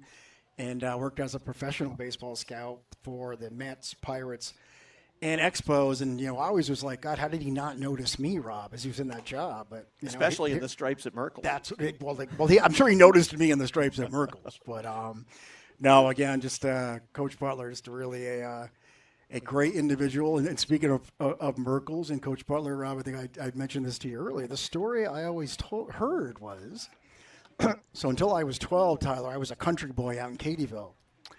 I'm sorry to hear that. At the time, the City Little League did not allow kids from outside of the city of Plattsburgh to come in and play. Okay. Correct. Now they do. Now they have kids from Saranac, Peru. Go ahead, Jeff. Yeah, no. And so he was kind of an unknown. so we used to beat up on the city kids in the Little League tournament annually, right? That might be a little far-fetched. That might be a lot far-fetched. Here's Owen Rankin. Be the first batter that Sun faces today. Rankin will take a first pitch ball. Spinella done after 3 1/3. He allowed 4 runs on 6 hits with 4 strikeouts. Darian Sun will enter in the same spot in the batting order. Jack Hernandez is in the DH spot in that position. 1-0 here to Owen Rankin, who is 1 for 2. He struck out and singled. He's quickly ahead here, 2-0. Not to leave people hanging on the edge of their seats, but Like a Batman episode. the rumor has it when I went to the tryout for City Babe Ruth, one Rob Knowles got on the ear of the coach of Merkel's, Quinn Ryan. Time out. Rankin will call time. Long And, pause there from Sun. Rob, Coach Because Butler. he wanted to hear the story. Right? Well, of course he did. Coach Butler was coaching, I think, Clarence Carl's Rob at that point. That right? sounds Yeah. very possible. And they had They the were next red. pick, and one Rob Knowles, apparently Tyler, whispered in the ear of Quinn Ryan and said, "Pick that guy." Ah. And Rob Knowles regretted it ever since. 2-0 to Rankin is hit in the air to Could be right. trouble. It's coming in for Price, or rather for Terrian, and that will drop between Terrian and Salvatore. So second hit of the day for Owen Rankin, make it 3 straight singles for the Mariners. Good job by Rankin to put the ball in play. It's a good read by O'Connell, the runner at first base. He sees that ball is going to drop. As the runner at first, sometimes you're going to play that halfway, but he is able to read the ball's going to get down. If you play it halfway, it could turn into a bang-bang play at second. Next thing you know, you got a force out and now 2 outs. But he was able to react quickly. The single puts runners on first and second, the tying run at second base. Tying run in scoring position for Wyatt Barton, who singled in his last at-bat back in the 3rd. Always used to encourage runners that were on the base pass to make sure they turn around, check the outfield, see where they're playing, so that when you get a read of the ball coming off the bat, you might have a better idea if you can get on your horse or not. And that will sneak through left side of the infield past the glove of Ainsworth. And O'Connell misses the go sign. Ball still picked up. Now served back into the infield. O'Connell will score, and this game is tied. RBI single from Wyatt Barton. So look like the scored left it. fielder, right? Rob had Yeah, it. he and botched went it. under. Yeah. So we won't score an RBI because they were going to hold the runner. So it's a single for Barton. O'Connell is going to score on the error in left field. So it's a single E7 that ties the game, and it puts the go-ahead run now in Rankin up at third base with Barton at first. 4 straight base hits from the top 4 batters in this Mariners lineup. And again, they're not holding the runner on at first base. So it should be an easy situation for Barton to walk down to second base with the first baseman directly in front of him. Only 1 put away, squaring up to bunt Right is on cue, Ryan Rob. Brown. Yeah, see, that's I don't. I'm a little underst- disappointed I don't- by that. Yeah, agreed. Because it's a competitive level, and you expect your players at this level to be able to make a play. But they just let Barton go into scoring position and move up to second base. They'll bring the infield in now with 1 out. Brown squared up on the first pitch, took a ball, Yeah, he had the take sign all the way. and make it 2-0. Yeah, Rob, I agree. Curious, right? And then now, let's see, you put 2 runners in scoring position. You bring the infield in, which raises his batting average by 50 to 60 points, right? Yeah, interesting. But that's why I'm back here. And not Yeah, out well, there. now that the game is tied 5-5, I understand why they might want to have the infield in. But pretty big hole on the left side of the infield if he can shoot that gap between the shortstop and the third baseman. 2-0 pitch, and obviously a take from Ryan Brown. He's at 3-0. Yeah, I guess my part was what you were saying, right? If you hold the runner, you can play for 2 up the middle at least, right? And you might put on a play somewhere Exactly. else that Yeah. might lead Yeah. to an Yeah. out at the plate or an out at second base. Yeah, but to just put a run in scoring position was an interesting decision, but And with the infield in, it really gives Barton a chance to get a massive lead at second base. He can really round off with the shortstop in front of him and the second baseman way up on the edge. Sun goes right down the pipe on the 3-0 pitch. 3 balls and a strike now to Ryan Brown. He singled in the first, drove in a run, walked in his last at-bat. Or I should say plate appearance. He walked. Suns 3-1. Very intentional pace set on the hill, and the bases are all loaded up. That pitch was down. So Sully Luckin, who has held the Strykers down after surrendering 5 in the top of the first inning, he's thrown up zeros in the second, third, and fourth inning with a chance to give the Mariners a lead for the first time today. I guess it'd be kind of appropriate if he were able to do so. He's done a nice job recovering after a real rocky first inning, throwing up zeros in the second, third, and fourth, and now a chance to come through here for Clinton County offensively. He received some guidance from the manager, third base coach Robbie Knowles. Luckin does have an RBI, an RBI ground out, 5-3 in the third inning. Bases loaded here for Sun. He's not responsible for all of the runners. Lead runner at third is Owen Rankin. First baseman is up on the edge. Third baseman playing just about at base level. And time called by the batter. They are not in a double play depth position. The second baseman is well off the bag at second base. Shortstop's in a double play position. Would be hard to turn to with the second baseman. This is the second time today Sun readies for the opening pitch of the at-bat. Might have a play on at second base if you watch the shortstop. Barton starting to Batter cheat back there. Tried to call time, not granted. It's hit in the air to right. Could be a tough play. It's headed out toward the chalk. It will drop. It's a fair ball. Rankin will come into, no, he will not. They get the out at second. Rankin will score. And Luckin didn't hit it hard, but he hit them where there were no Strykers fielders and just barely kept it fair down the right field line. He'll pick up the RBI. Kind of a confusing play right runner there. first, they're going to get caught in no man's land, right? Yeah, Rankin scores. Barton moves to third. Luckin is now the runner at first, so it's another first and third situation offensively for Clinton County with Max Coyer up. It is an RBI for Luckin, who reaches on a fielder's choice. The first baseman playing behind Luckin at first base, a chance to run. And Luckin will take off. Throw down to second is not nearly on target. That was easy cheese, that steal of second base. Coyer staring down the barrel of an 0-1. He's 0 for 2 with a pop out and strikeout.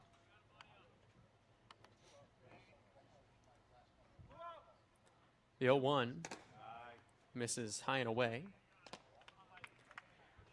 Luckin the runner at second. Wyatt Barton is at third. It's a 6-5 Mariners advantage. Owen Rankin came in to score on a confusing play, but Sully Luckin, the Mariners starting pitcher, is credited with the RBI to pull the Mariners in front. Long bottom of the fourth. 1-1 called, strike 2. So Sun just a strike away from getting out of what's been a nightmarish fourth for the Strykers. He saw Coyer look up like, what am I doing taking that pitch? Coyer, the 7-spot hitter.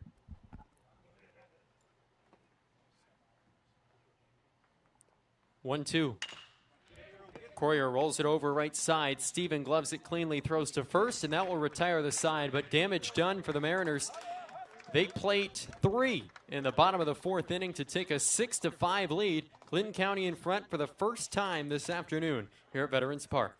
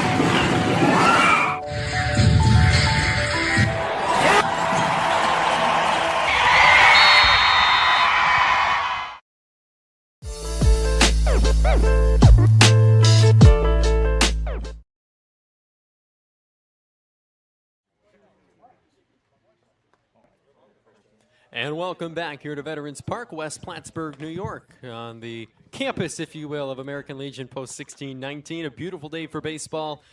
Just a couple of clouds in the sky, but buckets and buckets of sunshine, and the game just got a lot brighter here in the third game of the tournament for the Clinton County Mariners as Sully Luckin drove in the go-ahead run. Did it Clinton get brighter County, because Matt Luckin stepped over by our broadcast? He always makes the day bright The wherever he infamous. goes.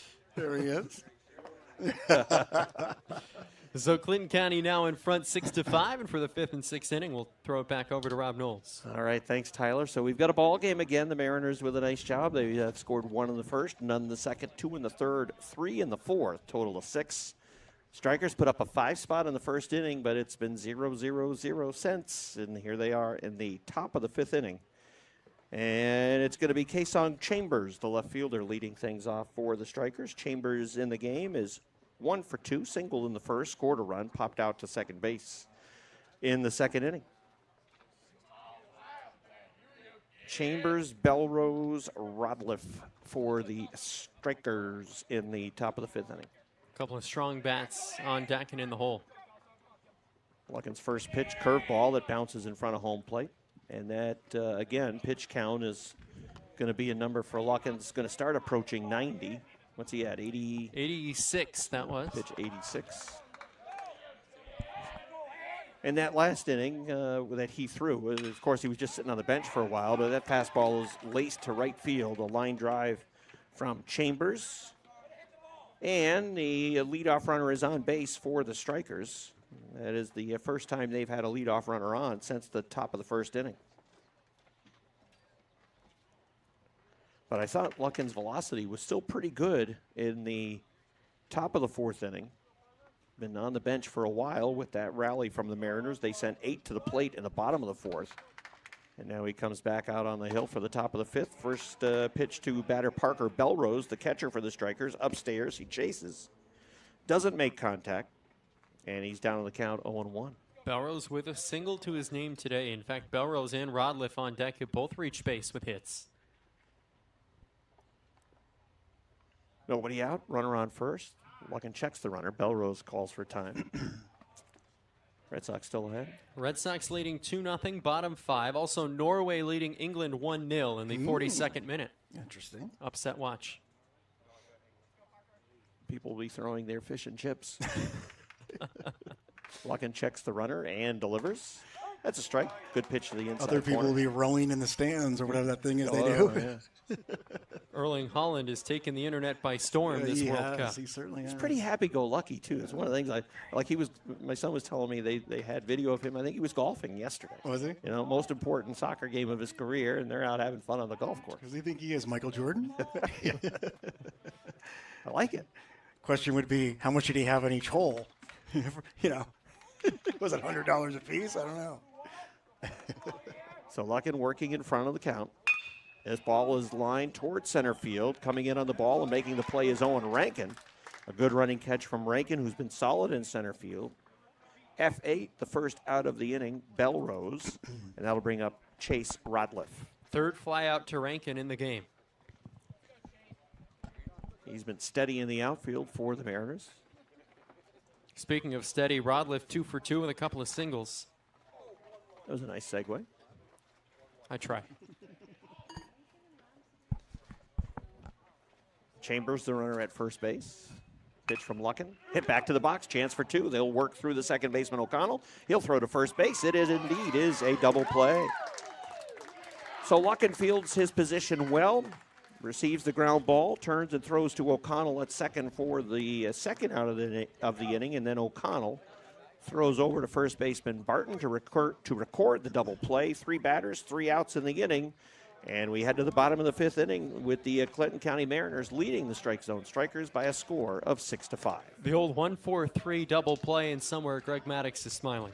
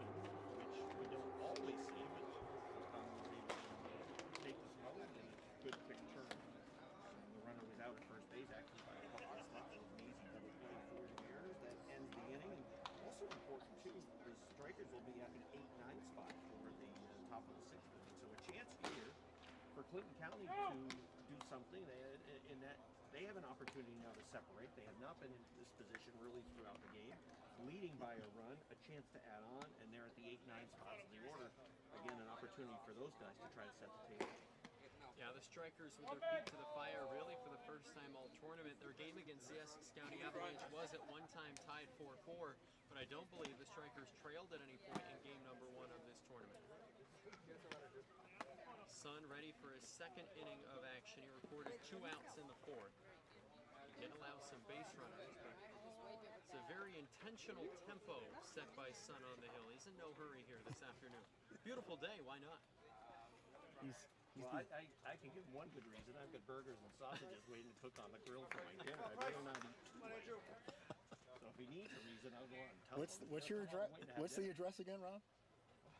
Well, we're in the process of moving. We don't want to have a whole bunch of people. Was it Olivetti? Somewhere in Olivetti? If you smell the grill in Olivetti, you'll find it. Yeah, it's John D'Angelo's. Yeah. And there's a pitch that is fouled off by Andrew Price. Price 0 for 2 in the game. Did you grow up Olivetti, Rob? No, 1 street over on Prospect. Prospect. So when I moved out of the house, I moved 1 street away. It's safe. Exactly. Yeah, you knew the neighborhood. Yeah, I did. 1 ball, 2 strike pitch on Andrew Price. Good job. Gary had some pretty good velocity as well, that fastball. Yeah, Some giddy up. yeah. For some young kids, right? They throw the ball pretty well. We're in the bottom of the 5th inning. Mariners with a 6-5 lead. They were able to grab the lead in the bottom of the 4th. Trailed for much of the game. Sun comes set. And starts to deliver. I'm not sure if the doesn't hurt. granted time, but It doesn't hurry to Tyler. The sun is going to set. I couldn't help it. well, there are lights. It's true. Wow, there are lights here. I'm just noticing for the first time. And the pitch. Sun is like me standing over my ball in the tee box, Rob. Come on, Darren, fight him. Makes me think of Patty Shaw and Rodney Dangerfield. That's similar too. And I never slice. Well, the hat looks good on you, buddy. 3-2 pitch. Good job, He's on base for the first time in the game. And a leadoff walk. Again, we talked about how there's a chance here for the 8-9 batters to really set the table. With Kellen Parks coming up, maybe you put the bunt on and try to get that runner into scoring position. Let's look at the signs down at third base. The number 9 batter in the order. No one knows the coach. No one knows the coach better than you do. or is it more? I'm not taking ownership of what his decisions are. Thinking about button here. Take side. Down. Well, maybe again, fighting control a little bit. He's ahead in the count. Come on, you got this. Give an Relax. opportunity to swing. Circling back to my shock about the lighted field, this must be one of only 2 or 3 lighted baseball fields in Clinton County. That's why I was so surprised to see light towers. Pitch upstairs. I don't know if you want to take that one or I will. The problem, Tyler, is their softball height. So I've been here for night games. If you ask any of the Mariners coaches, it's like, in fact, home plate becomes almost a dark shadow. So, unfortunately, it's just not feasible to have play regular night ball here. But I know something they're looking to do. Sorry, Rob. But as they move forward here, anyone looking to support, right? The Mariners, they are really looking. I mean, it seems like every year, Rob, they've added on to this field. Yes. Yes, they've done a nice job of it. That pitch up and in on Parks. So Parks ahead in the count 3-0. Take sign Come on, up. 3-3, let's go. Runner at first base is Andrew Price. And that pitch is so for the second time today, he walks on 4 pitches. And the bottom of the order has indeed set the table for the Mariners. Back-to-back walks, first and second. That's going to bring up Joey Caslow, who singled last time up. He was 1 for 3 in the game. He scored a run. And we're going to take a trip to the mound. A quick story, we were playing back when I was coaching the Mariners. This probably would have been around 2002, 2003. We were at the state tournament down in Binghamton. We were playing a game at dusk. And the lights were fairly low on that field as well. And we had a fly ball in an inning right at dusk. We were playing defensively. 2 our left fielder, our center fielder, and our right fielder. All three of them could not spot the fly ball. That literally landed within 10 feet of where they were standing in the outfield. All three ended up dropping because it was just that time of night where if the lights aren't tall enough, you lose the ball at that time of night, and it was just bad timing and a bad break for us, and good luck for the other team. Yeah. Looks like we're going to have some musical chairs here. Well, he's either trying to land a plane or he's directing players to other positions on the field. I think it's probably the second. I don't know. I hear something. We have the lights to land a plane. Just discussed. Hey. So runners first and second, we're going to have a pitching change. We're going to try and spot that number 9, Pat Stevens. Indeed it is. So Pat Stevens will be the new pitcher. Wait, Cat Stevens? Pete. Pete, okay. Stevens. Sorry, thank you. Pete has been the hitting star for Strike Zone. He's 3 for 3 hitting, and we'll see how he does on the mound. So basically, just a bunch of moving people around. Everybody. We're going to keep this game at a 1-run deficit. Oh, I was going to say, before you corrected me, he certainly has cats in the cradle on the base passes here, but I guess his name isn't Cat Stevens. That's Harry Chapin. Is it? Yes. No. Is it? For him. Tyler? I'm getting the defensive changes. Sorry, I have my headset off. I'm getting the defensive changes. Sorry. Isn't it sad that song came out in the 70s and the two 50-year-olds are like 20-year-old? Sorry, what's the Well, he trivia impressed question? me earlier when he got Bill Withers on the song that he was playing earlier. Who was Cats in the Cradle? Cat Stevens or That Harry was Chapin? Harry Chapin. It was, Yeah, okay. Harry Chapin. Yeah. All right, that's a point for me. I Not quit. advanced I'm to the out. next round. You have been eliminated in music trivia. I get to go against Tyler. in the Yes, final. yes. Well, there's a lot of them. Huh? Yeah. We'll figure it out. Thank you, though. Appreciate that. Right field went to left. I got that part. Cat Stevens is at center, I think. With Harry Chapin now behind the plate. Yes. No, that's John Fogerty in center field. True. Looking at Well done. Well done. I had to come back from the Cat Stevens. All right, so again, the new pitcher is Pete Stevens. Runners at first and second. There is nobody out in the bottom of the 5th inning for the Mariners. First pitch from Pete Stevens is upstairs for ball 1. First two batters, the 8 and 9 hitters in the order: Price drawing a walk, Parks drawing a walk, and they have set the table for the top of the order in Joey Caslow. That pitch is popped up, should be infield fly ball, the ball in the infield. And the ball caught by the second baseman, so a good job by the Strykers and Pete Stevens to come in throwing strikes. Pop up in the infield. First out of the inning, and that brings up Easton O'Connell, who's been on base all 3 times. He has a walk and 2 singles in the game. That pitch is upstairs. O'Connell ahead 1-0. Did we see O'Connell hit from the other side of the plate earlier in this game? Is he a switch hitter? I don't think so. I'm seeing things. I mean, if it helps your broadcast and it gives you some color. That pitch is going away. So he's ahead in the count. Again, I don't need any other reason to laud Ryan O'Connell, so I'm glad the answer is no there. Right. Yeah, although I have watched him. He's quite a bat boy, Rob. Have you seen Coach O'Connell over there?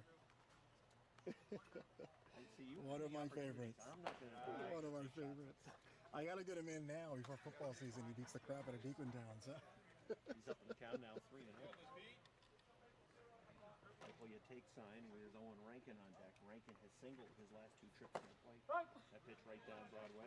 Coach O'Connell gets between those gridiron lines. There's no smiles. 3-1. And there's a lot of creativity. Yes. Oh my God, for sure, for sure. The offense is about as creative as it gets. Yeah. Pitch is down in. So the Strykers and their pitching staff in this 5th inning have walked the bases Right. loaded. Right on cue, Rob. See the bat boy? Look at him. We're zooming in there. That's a good man.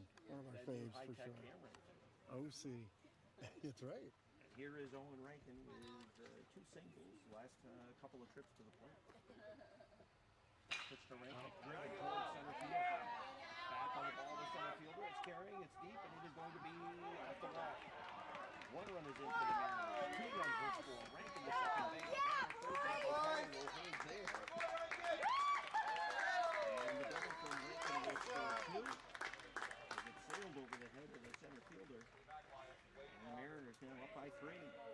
thought that had a chance to get out off the bat. Too. Now, if I'm not mistaken, looking back at the scorebooks from the Mariners' first 2 games in that tournament, aside from the 2-run home run from Wyatt Barton, I believe that's the first extra base hit for the Mariners in Game 3 of this tournament.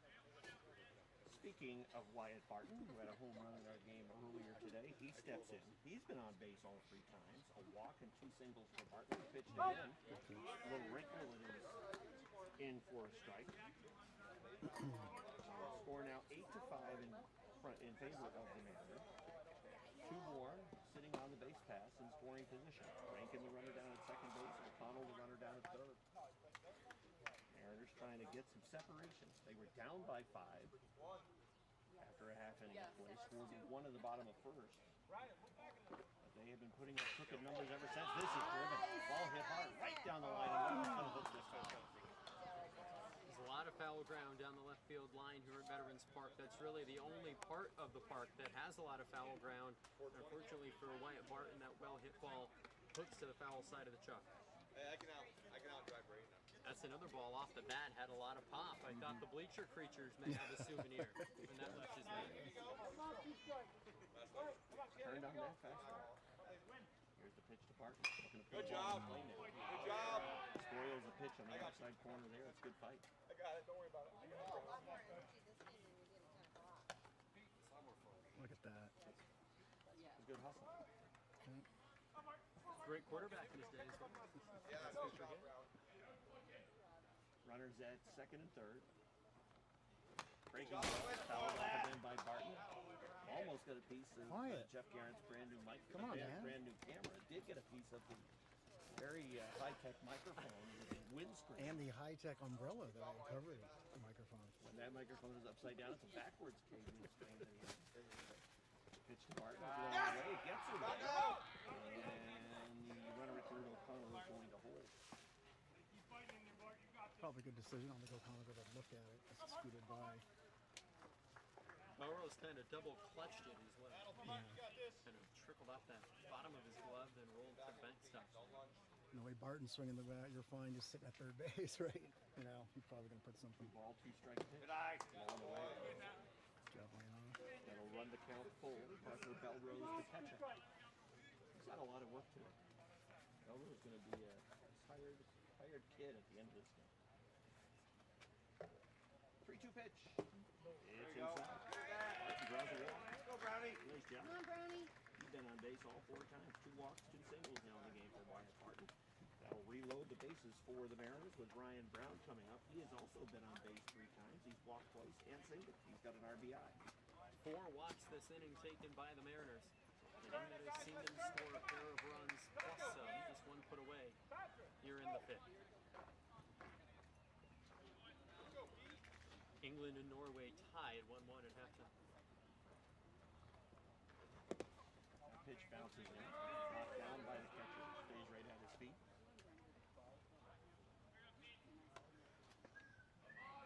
One ball, no strikes, 1 out. Big spot here, Rob, right? I mean, if you go from... They can really break it open. Yeah. Good pitch. Good pitch. I mentioned the Strikers are at the 8-9 spot in their order. Luckin has thrown up zeros since the top of the first inning. That pitch also missing away.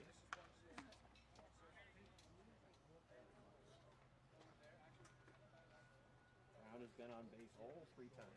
Luckin waits on deck. Here's the pitch. Brown sends it towards There we go! There we go! Another run to score. O'Connell will come home for the Mariners. That's a tough break. And Brown will move to first base. Just another odd hop as soon as it reached that infield dirt. I'm starting to wonder if it's the member bounce, Rob. Some of these Mariner hits are taking those hops, right? Spread a single or E5. I went single. So the bases are loaded. Brown, the catcher, will have a hit runner for him. Jacoby Waldron will go back to first base to run. So Waldron is the runner at first. Barton is the runner at second base. Rankin is now the runner at third. And Sully Luckin is up with the bases loaded. He was in a similar position last inning. That pitch is driven down the left field line, going to be well fouled.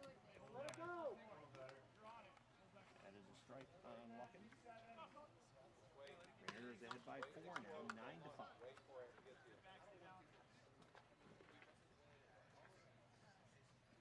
Pete Stevens started the game at second base. Third pitcher of the game for the Strikers. Delivers well outside. Pitch gets away.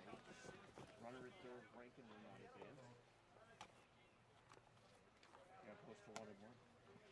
Walking on the day has an RBI. He's 0 for 3. Popped out to third. Grounded out to third. And was able to reach on a fielder's choice. Let's go, Nine. Actually, a couple of runs batted in. Ground out to third. Scored a run in the third inning. And fielder's dropped. Scored a run in the fourth. Here's a fly ball towards left. It is going to carry over the left fielder, and it is foul.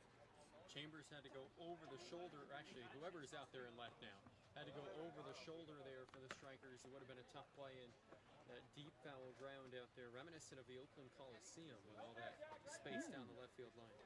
Nice reference. Rest in peace, of course. Yes, of course. Here's the pitch. Luckin is able to drive one out towards center field. Runner at third, back to tag at third. Here he comes to the plate. Rankin is going to score. And sacrifice fly. The ball gets away behind the plate, so the runners at first and second will also advance. On the error, the throw coming back into the infield. So for Luckin, it's an F8 sacrifice fly with a run batted in. It is the second out of the inning. The error allows the runners to advance to second and third, and now the score 10-5. As Rankin scores, the Mariners have a 5-run lead with 2 outs. How far have we come, right? Was it 5? Nothing, yeah. Nothing after a half inning. 10 unanswered. Max Corner with 2 in scoring position. Tops this one. I got it. Out of play. And with backspin, it may Goodness for the Iron Dome above us once again.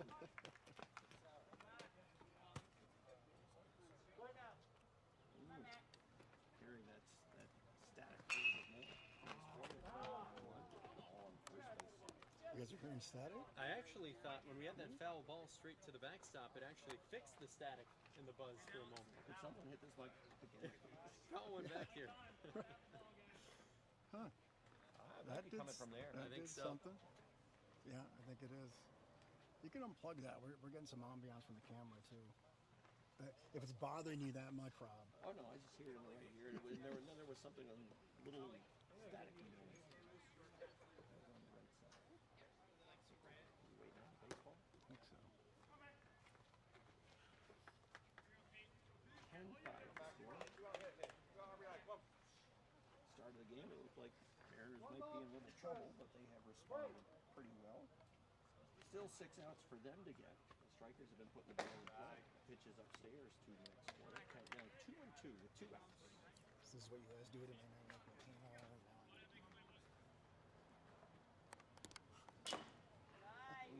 Here, I got you. I don't think it is that guy. Nope. Now it has gone full. Now it's 3-2. And that pitch is up on that. So next quarter is going to walk. Bases loaded. Mariners have hit around for the first time. We're still in the bottom of the 5th inning. The score is 10-5. Price is the runner at, or he is the batter, I should say. The runner at first is Hoyer. Second base is Ryan Brown. Third base is Wyatt Barton. Here's a ball towards short. They're going to make a play to second base to record the 3rd out of the inning. So that is the end of the 5th inning of play with the score of the Clinton County Mariners 10 and the Strike Zone Strikers 5.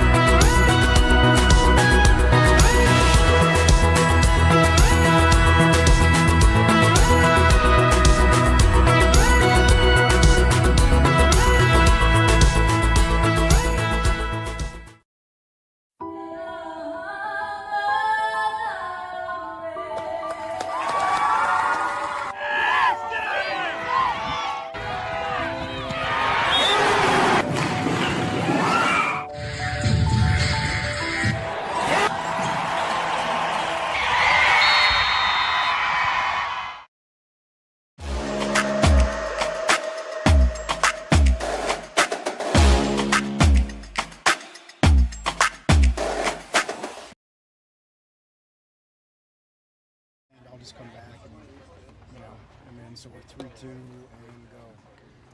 All right, we're back at Veterans Park in West Plattsburgh at post 16-19. Mariners have really taken a stronghold. You look out at the scoreboard. 1 in the first, none in the second, and then they've worked on their numbers in the third, fourth, and fifth inning with a 2-3-4 spot that they've put up. It all ends up to 10. The Strikers looking to respond here. They've got 6 outs to work with, down 10-5. They have the 8 and 9 hitters coming up. We talked about the Mariners being in a position earlier, or if the 8-9 hitters could set the table, they'd have a chance at a big inning, and it's the same thing now for strike zone. Sully looking at 91 pitches entering this frame. That pitch is down. Credit to the umpires, too. They've worked, this is game number 3 for them on the day. Same 2 umpires. They've done a nice job throughout the day. Yeah, it's not an easy task by any means. No.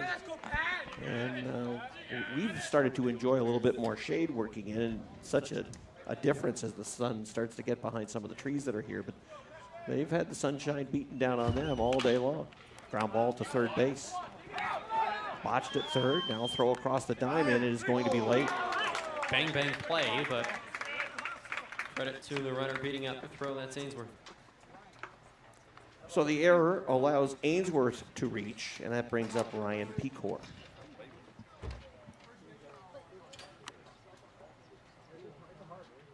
Pecor on the day, 0 for 2. Struck out in the first, and was out on a fielder's choice. They try to bunt here with the 9 guy, down 5 runs. If I'm the Mariners, I'd be happy to take an out here and allow that runner to move up to second base. I would trade a bunt here for an out. Let that runner move up 90.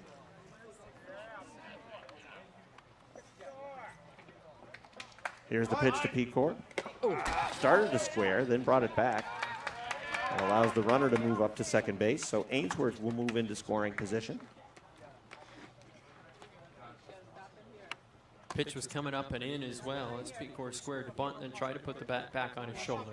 When you're down by 5, you got to take advantage of every out that you have, not give any away. He's squaring, no. Little Billy boy, that he pops up in the infield. Lucken is underneath, and he makes the grab. Good job fielding his position. Great play by Luckett in foul territory for out number 1. Fake bunt slash from the batter, Ryan Pecor. The Butcher Boy, is that what it is? Yeah, it's Butcher Boy. I think I said Billy Boy. Billy Boy, Butcher Boy. That should be a new Adam Sandler movie coming out soon. He's a pastor now. He is? He did Taylor and Travis's wedding. Oh, I did not know that. You weren't invited? I wasn't among the 10 grand. However many. Ball in the dirt. Doesn't get away In fact, far I never enough even heard about it. Just kidding. to allow the runner to advance. If he did indeed perform the ceremonies, he should have performed it like Opperman. Or using the voice of Bobby Boucher.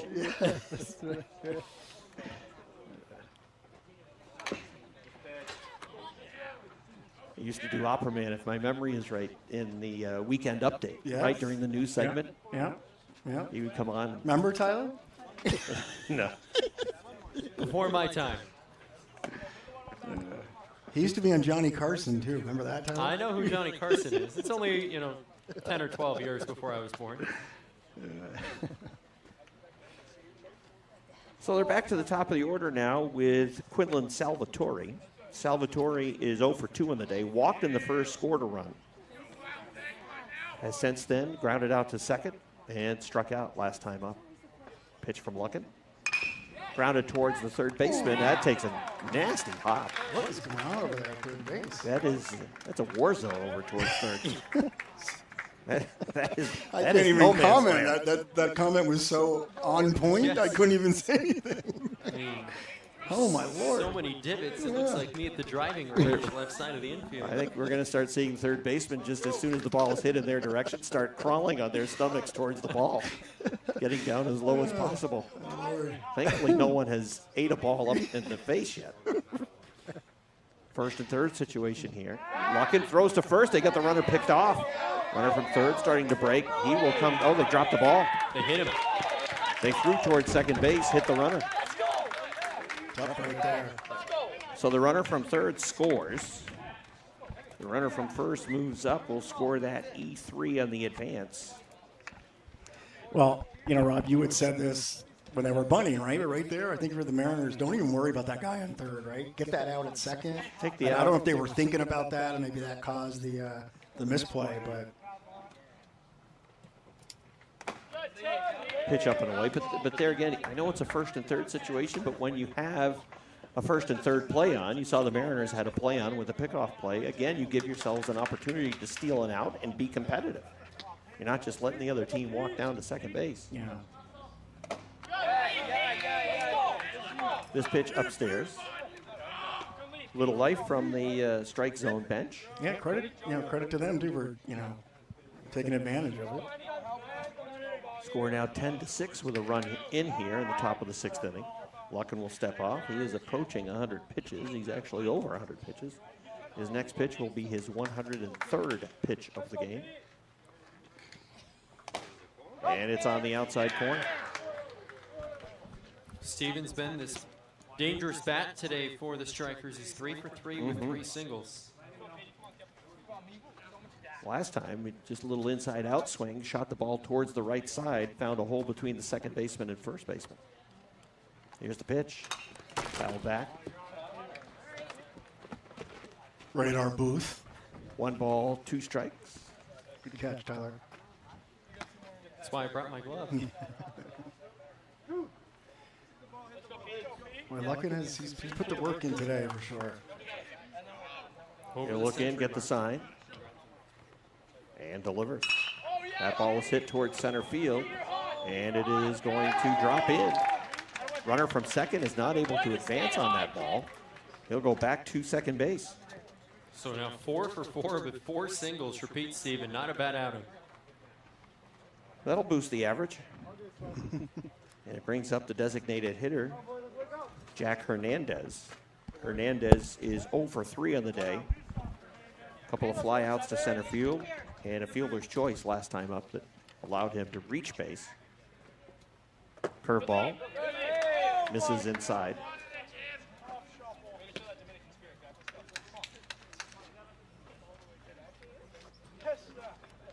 So a couple of runners on. Pete Steven, 4 for 4 in the game now, is the runner at first.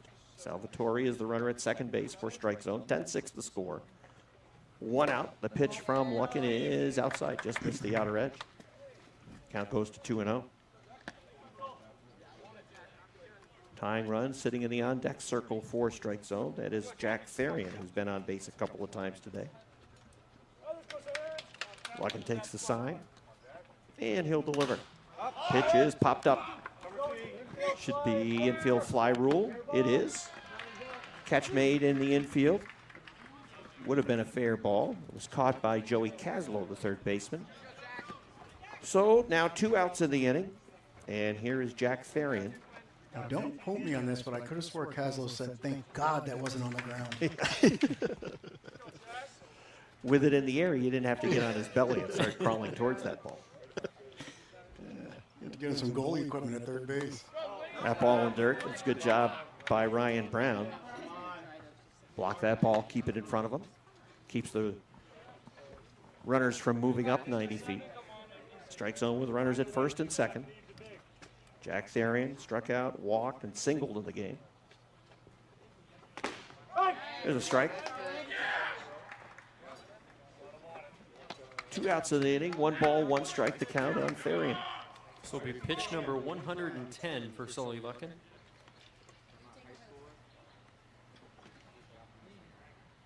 Luckin delivers upstairs. Count goes to 2-1. He gave up 5 in the first, then kept strike zone off the board. Second, third, fourth, fifth inning. He's given up a run here in the 6th.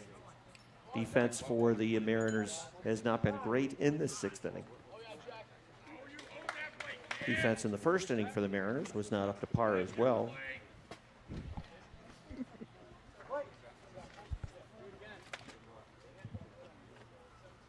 Two ball, 1 strike pitch.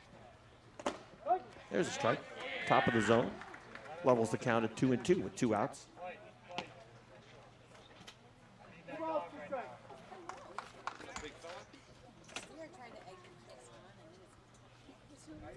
So the 2-ball, 2-strike pitch to Jack Therian. Luckin delivers.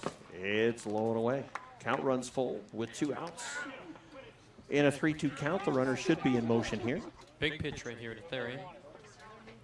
Ball in the gap will give the runner at first perhaps an opportunity to score. Certainly the runner from second should be able to score easily if the ball can find a gap here.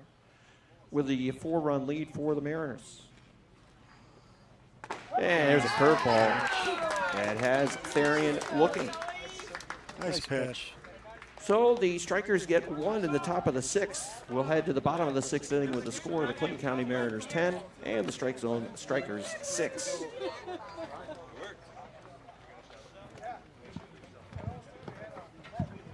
And we're going to leave it right here. And again, thank another one of our very generous sponsors here, Casella Waste Management.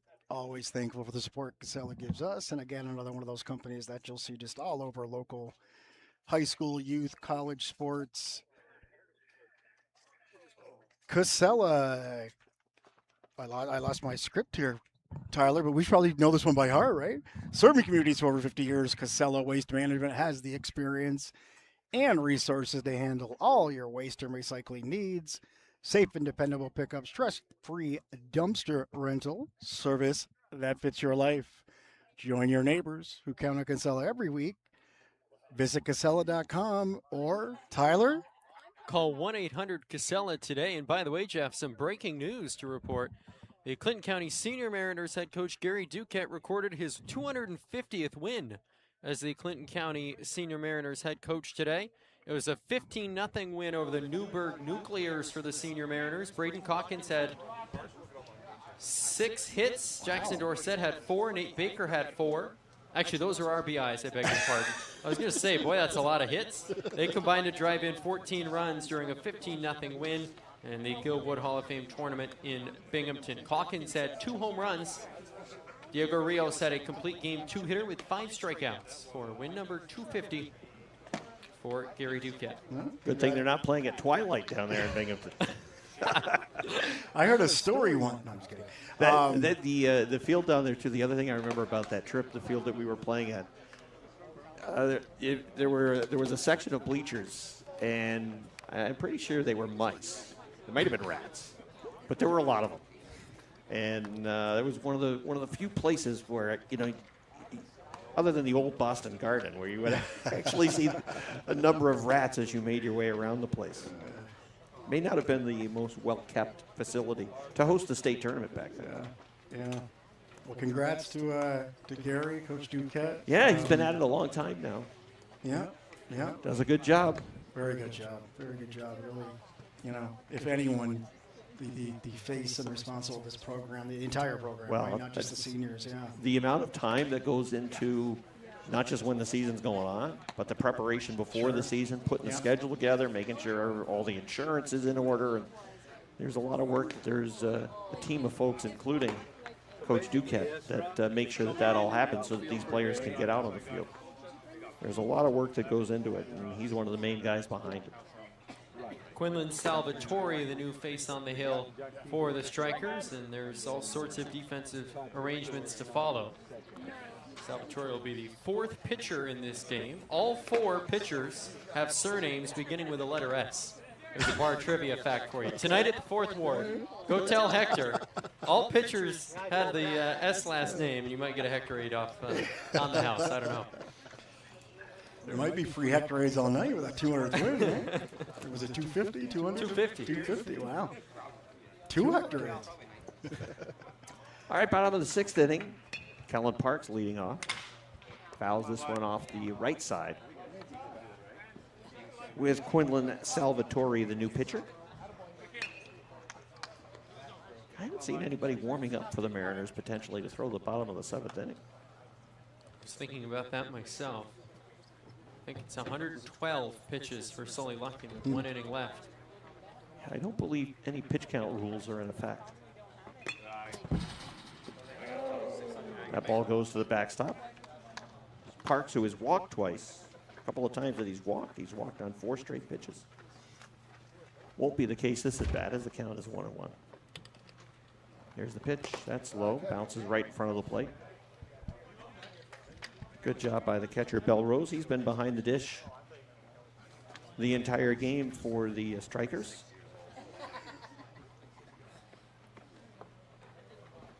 That pitch is away. Count goes to 3-1. Bet he's glad he's not playing third base, Rob. I can't let it go. It's a I lot mean, how like many catching hops today. have we seen over there, right? It's been crazy. 3-1 pitch to Parks. Parks will send to third. Oh. Nice play. A good hop. Throw to first. Gets away. So Parks will reach on an error. Third base is just jinxed. See, I think the third baseman was just so excited that he got a good clean hop that he didn't quite know what to do. I was thinking more after the excited. initial fear. I was set more in. thinking he made it out alive than the foul, but yes. That time, Jack Therian, who earlier in the game was playing in right field, they moved him to third base, thinking that as the right fielder, he may not have seen some of the hops that have happened near third base. He played that no problem. And then the throw across the diamond to first gets away. It's almost cruel they made him throw it, too. Parks reaching on an error, bringing up Joey Caslow. Caslow on the day is 1 for 4, singled back in the fourth inning, scored a run.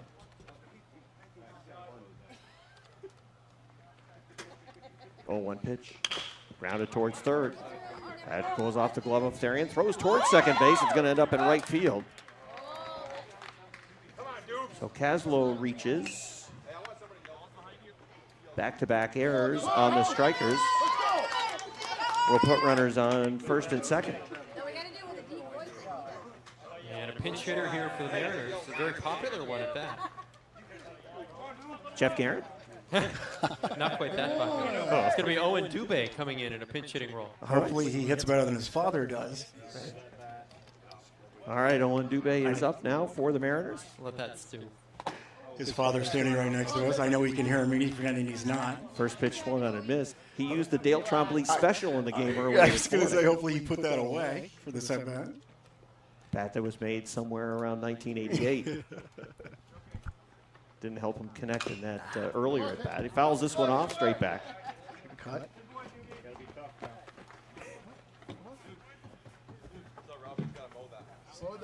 No balls, 2 strikes on Owen Dubé. Runners on first and second as the Mariners look to build on this 4-run lead. Here's the pitch. Curveball that bounces. Good take. 1 ball, 2 strikes. Jeff paying us by the hour? I get paid by the syllable. Ooh, that That's why I explains use the all the thesaurus word. yes, precisely. Here's a ball that is hit towards left field. It's going to be well foul. Get out in front of that one. Carried nicely down the left field line, but foul.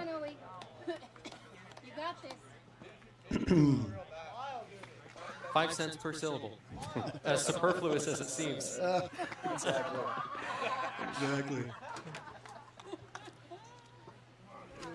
We're getting some razzing over here from the parents. 1 ball, 2 strike pitch. Nobody out. Runners on first and second. Ball is popped up. Should be infield fly rule. It is. Ball caught at second base. First out of the inning. And that'll bring up Owen Rankin, who has been on base his last 3 times up. He's 3 for 4 on the day. With 3 runs scored, 2 runs batted in for Rankin, who hits out of the third spot for the Mariners. He'll have runners on first and second, trying to move them along.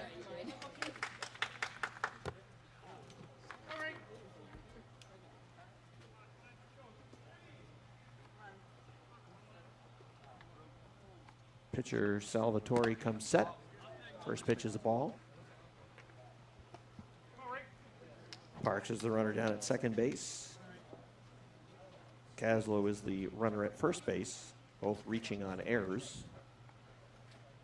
And now here is Rankin, trying to build the lead. Runner at second, running early. He is going to steal third base. And the runner Caslow will move up to second. Just as good as a box. Yeah. Move down 90.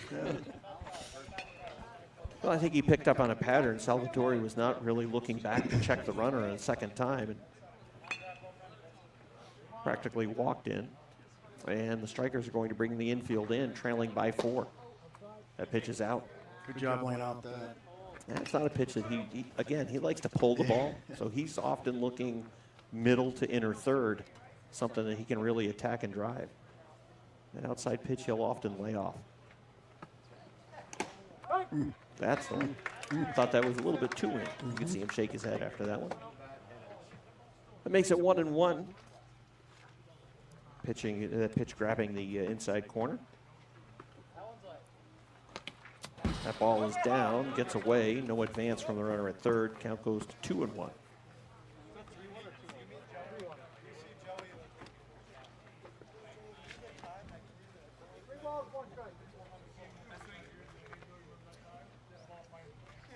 This game started, what, around 4:15?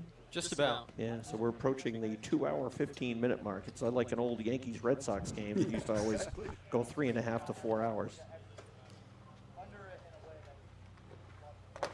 That pitch is up and away. And Parks, I make that Rankin, I should say, has drawn a walk. So the base is loaded for Wyatt Barton. He's been on base all 4 times. Barton has walked twice, singled twice. He's got an RBI.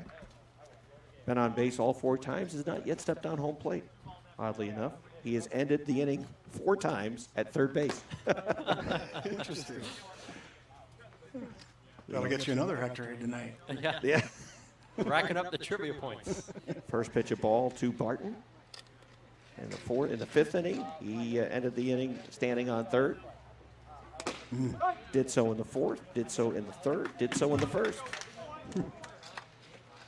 That pitch a called strike on the outside corner. Count goes to 1-1 on Wyatt Barton, Saranac student. That pitch inside. Spin out of the way, and then moves the count to 2-1. Quinlan Salvatore, the 4th pitcher of the day for the Strike Zone Strikers. The pitch upstairs. No, off the end off the knob of the bat. Coach O'Connell almost had to make a play on that. He's standing at that gate. Ball came lasering through. Coach O'Connell will be happy to know that the Mets have loaded the bases in the bottom of the 7th against the Red Sox. How many out? 2 away. 0-2 count, actually. Who's pitching? Staten. Slayton? Slayton, sorry, Yeah. Well, he's just getting an ERA of about 6. That could be trouble for the Red Sox. That pitch, a curveball. It just misses the outside corner. Runs the count to 3-2. Justin Slayton. Red Sox used some of their high leverage pitchers last night in the 7th, 8th, and 9th innings. So They have high leverage pitchers? oh, you better believe it. In the bullpen, their pitching staff, that pitch is outside. Barton has walked again. That'll force in a run. It's another RBI for Barton. He'll move down to first base.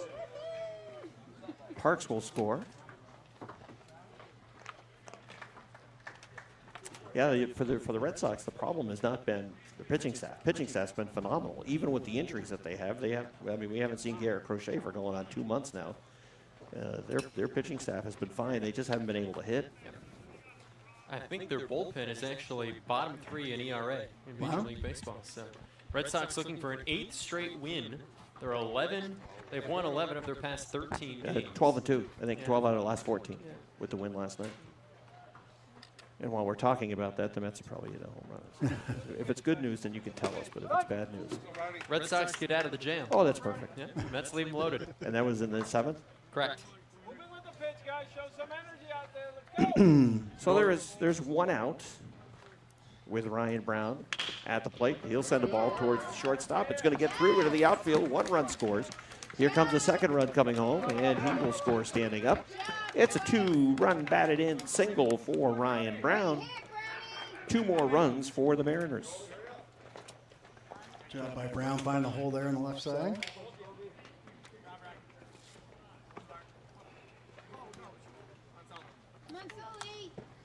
Courtesy runner will come in for Brown. Score now 13-6. The Waldron again. Done that 3 times. It's a fair wager. So there is 1 out in the inning. Brown, the runner at first base. Barton, the runner down at second base. Salvatore delivers. Pitch is popped up on the right side. It's going to go out of play towards the trees, off to our right. Sully Luckin, the batter. Luckin on the day is 0 for 3. He's got 3 runs batted in, though. A ground out in the 3rd produced a run. Fielder's choice in the 4th produced a run. And a sac fly in the 5th produced a run as well. Ball gets through to the backstop. Both runners will move up 90 feet. Barton moves over to 3rd. We know his track record at 3rd base. Ryan Brown will move to 2nd. If Barton does not score from 3rd base, that'll be 5 times today that he will be stranded at 3rd base. So you're telling me to bet the ranch on a double play here? Well, you have to get real creative to make that happen. He's going to score. Wyatt Barton, for the first time today, is about to step on home plate. And an errant throw comes into the infield. Luckin is going to move up to 2nd base on the bad throw from left field. So it's a single, first hit of the day for Luckin. Another RBI. He's got 4 runs batted in. Wyatt Barton scores. Another mound visit here. I don't know if the Strikers have another pitcher with an S last name. Spinella's son, Steven, and now Salvatore on the hill today for the Strike Zone Strikers.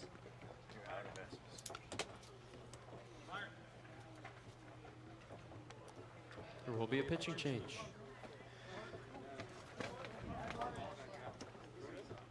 Well, gentlemen, I guess we'll get another change. Just want to thank everyone watching, all those who follow and have supported Potassium Sports Network here in our first year, not even a year, 10 months of operation. And if people are still tuned in, we really want to say how much we appreciate you continuing to watch in this, what is now a 14-6 game. We appreciate that. That's Rob Knowles saying, if I could, I'd put you at 3rd base. No. That's me saying, credit to you for still watching. With the score starting to get away at 14-6. This has been a marathon of a game. Yes, it has. Yes, it has. But again, we believe local sports and achievements of our young people, whether it's the music, the arts, beyond, are about more than just the score, Rob, or tuning in when the score gets out of control. Right? They're about community pride, celebrating the young people who represent our schools, our towns, and our future. Again, we thank you. We thank the Mariners for having us. I thank the both of you, 2 true professionals who make what we're doing here at Potassium Sports Network quite simple, at least simpler. And I'd like to thank our new camera, Tyler, which is hung in there today. Maybe, a couple shots close to the backstop. Nothing direct yet, though. We'll get there. That's what you talk about when it's 14-6, Rob. Pat Ainsworth is the new pitcher for Strike Zone. Pitcher number 5 on the day. Middle name probably starts with S. With an S.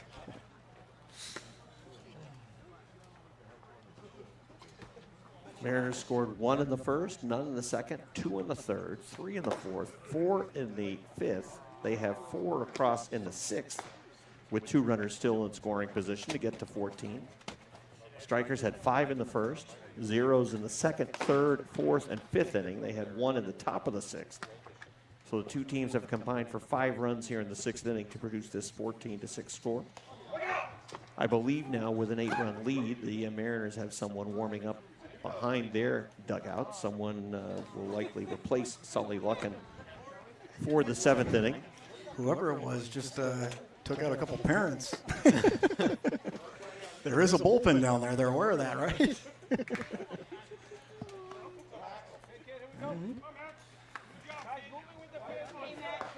It looks like they have Wyatt Barton, who did some relief work at the high school level this year for Saranac. And I know he's had some real effective appearances for the Mariners as well at times this year. He's also a master at leaving people at 3rd base, so maybe that's part of it too, right? Well, he hasn't left him. He's the one that's been stuck at That's 3rd.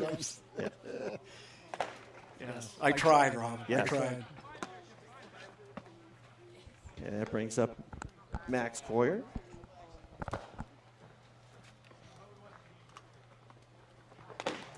Pitch upstairs to Max Coyer. Again, Pat Ainsworth is the next pitcher in line for the Strikers. Runners at 2nd and 3rd. Infield is in for Strike Zone. And Coyer's going to turn on one. He's going to hit one out towards right field. Right fielder's back of the ball, makes the catch.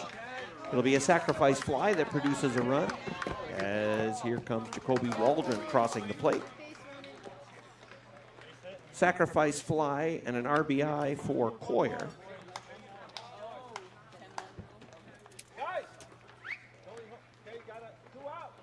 Second out of the inning, and that pushes the score to 15-6. Crazy game, right? And I think I said it earlier, right? That they jumped out of that 5-0 lead. Mm-hmm. Would have thought it might be 15-6 the other way. That brings up Andrew Price. He has scored a run on the day with a walk back in the 5th inning. Outside of that, he is 0 for 3. Here's a ground ball to third. Fielded by Therian. He throws across the diamond to record the out. Had that run scored, that would have led to a 10-run lead for the Mariners, and it would have been the end of the ball game. But Therian records the final out of the inning. 5-3 the putout on Andrew Price, and after 6, it is now Clinton County 15 and the Strykers 6. And as we think about later this evening, Rob, if you're looking for some spirits, right, a little nightcap, and you're headed out towards Peru, Libations Wine and Spirits, another one of our great partners, Mr. Height and Brent Height, right? We always talk about Tyler, one of our favorite athletes. Rob, you must know Brent. Rob, I'm sure, Yeah. right? She was never in my Global 10 class. No? She was in, we have an Honors Global 10, Ah. and she was in the Honors Global 10 class. Okay. So, Jason Borey? yeah, Jay teaches it's the UN class that we have, and she was in the UN class. Same thing with 9th grade. We have an Honors 9th grade class that Jay also teaches. Well, we want to thank Libations Wine and Spirits, located at 2 Gorman Way in Peru, or as I like to say, in the Grand Union Shopping Center in Peru. You can also go to libationswineandspirits.com, where you can place an order for same-day delivery. And while you're there, sign up for the Libations Wine and Spirits newsletter, and you can get $10 off your first online order over $50. You can call Libations at 516-960-0025. Drop them a line at libations143@gmail.com. That's Libations Wine and Spirits, libationswineandspirits.com. And we thank them again for their support. So as we head to the top of the 7th inning, Tyler will finish off the game. The Mariners have made a pitching change. Wyatt Barton comes in for Clinton County. Pretty heavy fastball. He gets the ball to the plate. And so once in a while we'll mix in a curve ball, but he's got a strike zone that, rather a fastball that can fill the glove. Barton with 3 defensive outs to record. And Mariners comfortably in the driver's seat, 15-6. Plenty of leeway if needed for the Mariners would-be closer today. And he will fire a first pitch ball high and tight to Kalsong Chambers. Batting from the 5 spot, Chambers today is 1 for 2. He singled and popped out, also reached on an error back in the 1st. There's a chopper left side. It will be fielded cleanly on a 2-hop. Throw to first is in time, and there's one retired. Nice play by Parks there at shortstop. Took a big hop, was able to charge the ball, field the hop cleanly, and then a strike across the diamond to get the first out of the inning.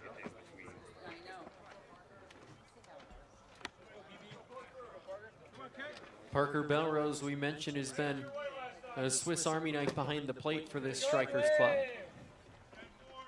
Yeah, he's put some yeoman's work in back there for sure. They've moved players all around the field. The one constant has been the guy behind the plate. Yeah. Barton dealing quickly here. Not a lot of downtime between throws. Pumps a strike there. Likewise for Ryan Brown behind the plate for Clinton County. Yeah. Played in the conditions throughout the day. Well, it's right now very pleasant with the sun behind some of the trees. Yeah, beautiful night. Belrose today 1 for 3. Singled back in the 1st inning. Calls time.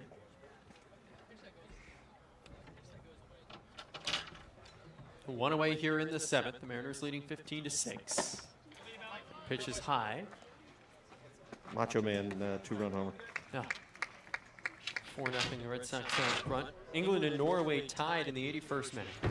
That's Masataka Yoshida on the radio broadcast for the Red Sox. They like to call him Macho Man. 1-1 will miss. And a foot race to loose ball. Oh, that's great. It will be won by Rodley.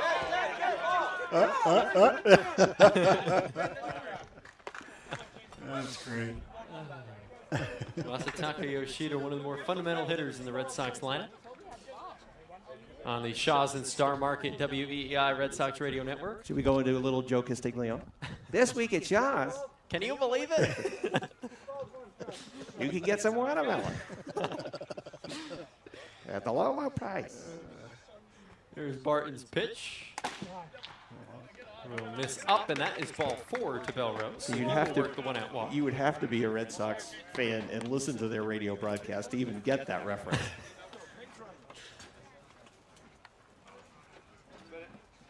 Sorry, go ahead. Once in a while, Sean McDonough would fill in and do radio, and I love listening to Sean McDonough. Whatever he does a great job. He's my all-time favorite play-by-play announcer. On the radio, he used to be so funny, and he would constantly, back when Joe Castiglione, who still once in a while will fill in and do some games, but he's mostly retired now, and he would do games with Joe Castiglione, and he would just constantly bust on him with the Shaw's spots. And he would say, okay, Joe, what's on sale this week? What should we be looking for this week, Joe? It's like Rob and Marty with Stewart's on Thursday nights. That's correct. I look forward to hearing what Marty picked up at the Stewart shops on his way to the Speedway every Thursday. That pitch will miss low to Rodliff. A Joe Castiglione impression is much like a Willie Nelson impression. You got to give a little pinch of the nose. Hitters count here to Rodliff. One runner on. Belrose at first, reached the 0 walk. One away here in the top of the 7th. The Mariners looking to slam the door shut and advance to 3-0 in the 2nd annual Gary Butler Memorial Tournament. One game left on tap tomorrow afternoon. Rob and John D'Angelo will have the call of that one here on the Potassium Sports Network. There's a strike fired home by the relief pitcher Barton. What, do you have something important going on tomorrow? I reached my union hour cap. We already discussed yes. it. He's worse than D'Angelo. All right. You know, taking games off. The SAG-AFTRA strike. Jeff Garrett could not meet your salary demands. Oh, he's gone over his words. Syllable limit has been exceeded. Yeah. 2-2's fouled straight back.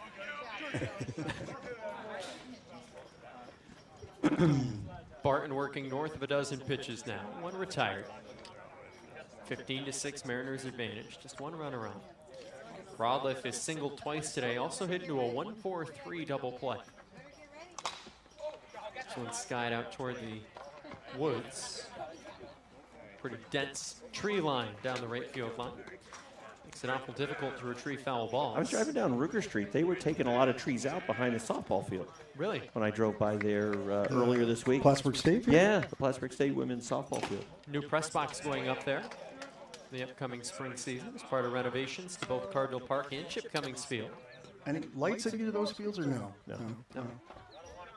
I think only Melissa Penfield Park and here.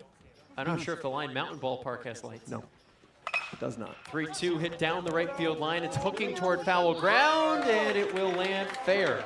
It was a great effort from the Mariners right fielder. He laid out for it as he approached the chalk, but it will drop in, a fair ball, and back-to-back base runners. Rodliff, after a long at-bat, earns himself a base hit. Belrose down to second, a runner in scoring position here for the Strikers. Yeah, good effort, had to range towards the foul line. Tried to make a diving grab on that catch, wasn't able to do so, puts runners on first and second. That's Dubé out there now. It is. Yeah, there's been all sorts of defensive switches out there. Here's Pete Ainsworth was a flying tiger driver at Thunder Road Speed Bowl in about 2002. Number 81, if I remember correctly. But here's Pat Ainsworth. We have a Terrian and an Ainsworth. We have a pretty good Thunder Road lineup here. And there's one hit in the air to right. Dubé once again will be tested. This time it will fall out of the glove on the transfer. They may have a play at second. The throw down, not in time, and everybody's going to be safe. Bases all loaded up with strikers here. Back-to-back fly balls into right results in base runners. This time it's Ainsworth who will reach on an E9. Second time he's reached on an error today. Team is based in Vermont, so I wouldn't be surprised if somehow some of these players are indeed related to I was going to say that. those drivers. And a Belrose, Tracy Belrose from Gorham, New Well, Hampshire. yeah, Spelled yeah. differently, though.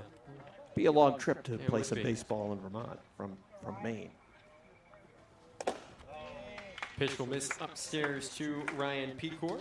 I wonder if they get any discounts on the ferry boat with this last name.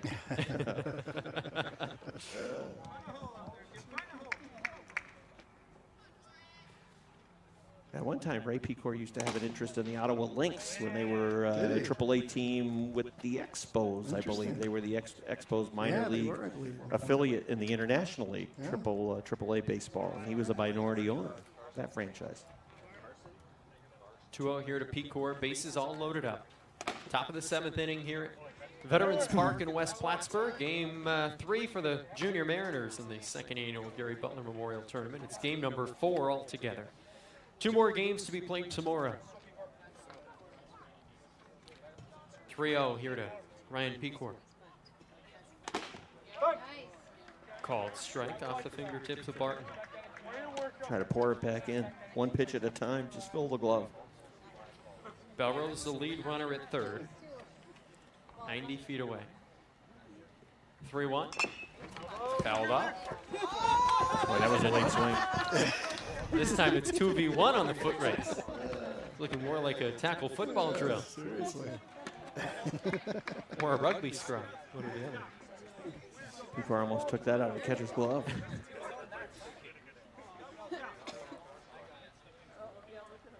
Three, 2. Popped up. Will be playable. And infield fly roll, so 2 away. Back to the top of the order now. And it should be Quinlan Salvatore. Did make an appearance on the mound, and it indeed will be. He remains in the leadoff position. Salvatore's played 3 different positions today. 1 for 3, singled last time up. He scored a run back in the 1st inning. Barton and out away from getting out of this game, 3-0 in the Butler Memorial Tournament. And also this game would put the Mariners at 500 on the season.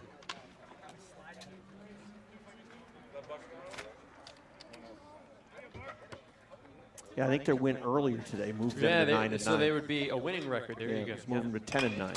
Yeah, my notes here are current for yesterday.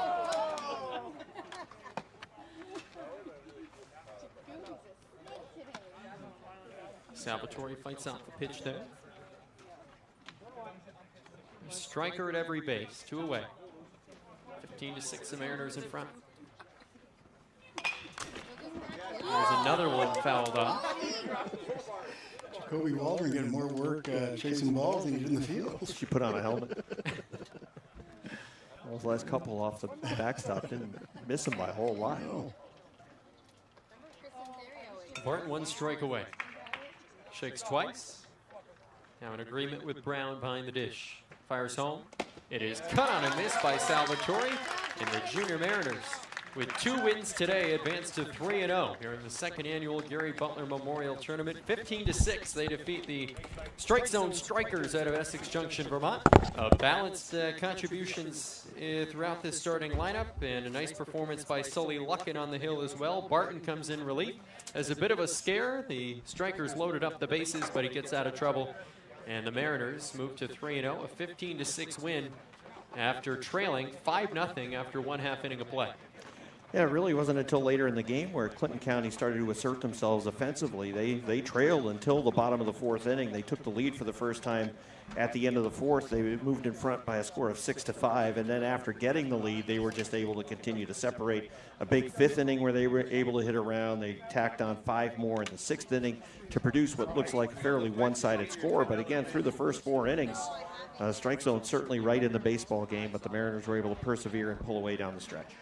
Hey, man, really good job grinding it out today. I mean, it's interesting, right? That 1st inning, you hung in there.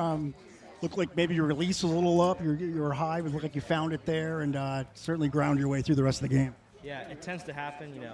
I'm kind of used to the 1st inning not going too well. But I just got to find it like I did after that 1st inning. And and there's payback from yesterday. Well, look, man, great job. Like I said, coming back, hanging in there for your club. It's 5-0 after the 1st inning. You had to be thinking, like, boy, what am I doing here? But credit to your boys, right, and even yourself, right? 3 RBIs, some productive outs you made. Yeah, it's a team sport for a reason. Like, I can't do everything. Our team is also doing all the work. We got guys, getting runs when they're on base. They're putting the ball in play, and that's just exactly what we need. I think with the wins today, you guys are back over 500 for the season. I'm sure that's a good feeling. You'll come back tomorrow and take on this team again. Rankin on the hill, right? Hopefully, he'll have it this time. No, we love Owen. Look, man, great job. Really thought you grounded out today. Yep. Good luck to you. Thank you. Thanks, Sully. So that's Sully Luckin, today's winning pitcher, had 6 innings of work, allowing 7 hits, struck out only 4, but was very effective, inducing some ground balls up the middle of the infield. Wyatt Barton comes in relief to secure the win. Once again, these two teams will meet tomorrow afternoon. 1:30 p.m. is the scheduled first pitch here at Veterans Park. Rob Knowles, John D'Angelo, and Jeff Garrett will be on the call for that game tomorrow afternoon.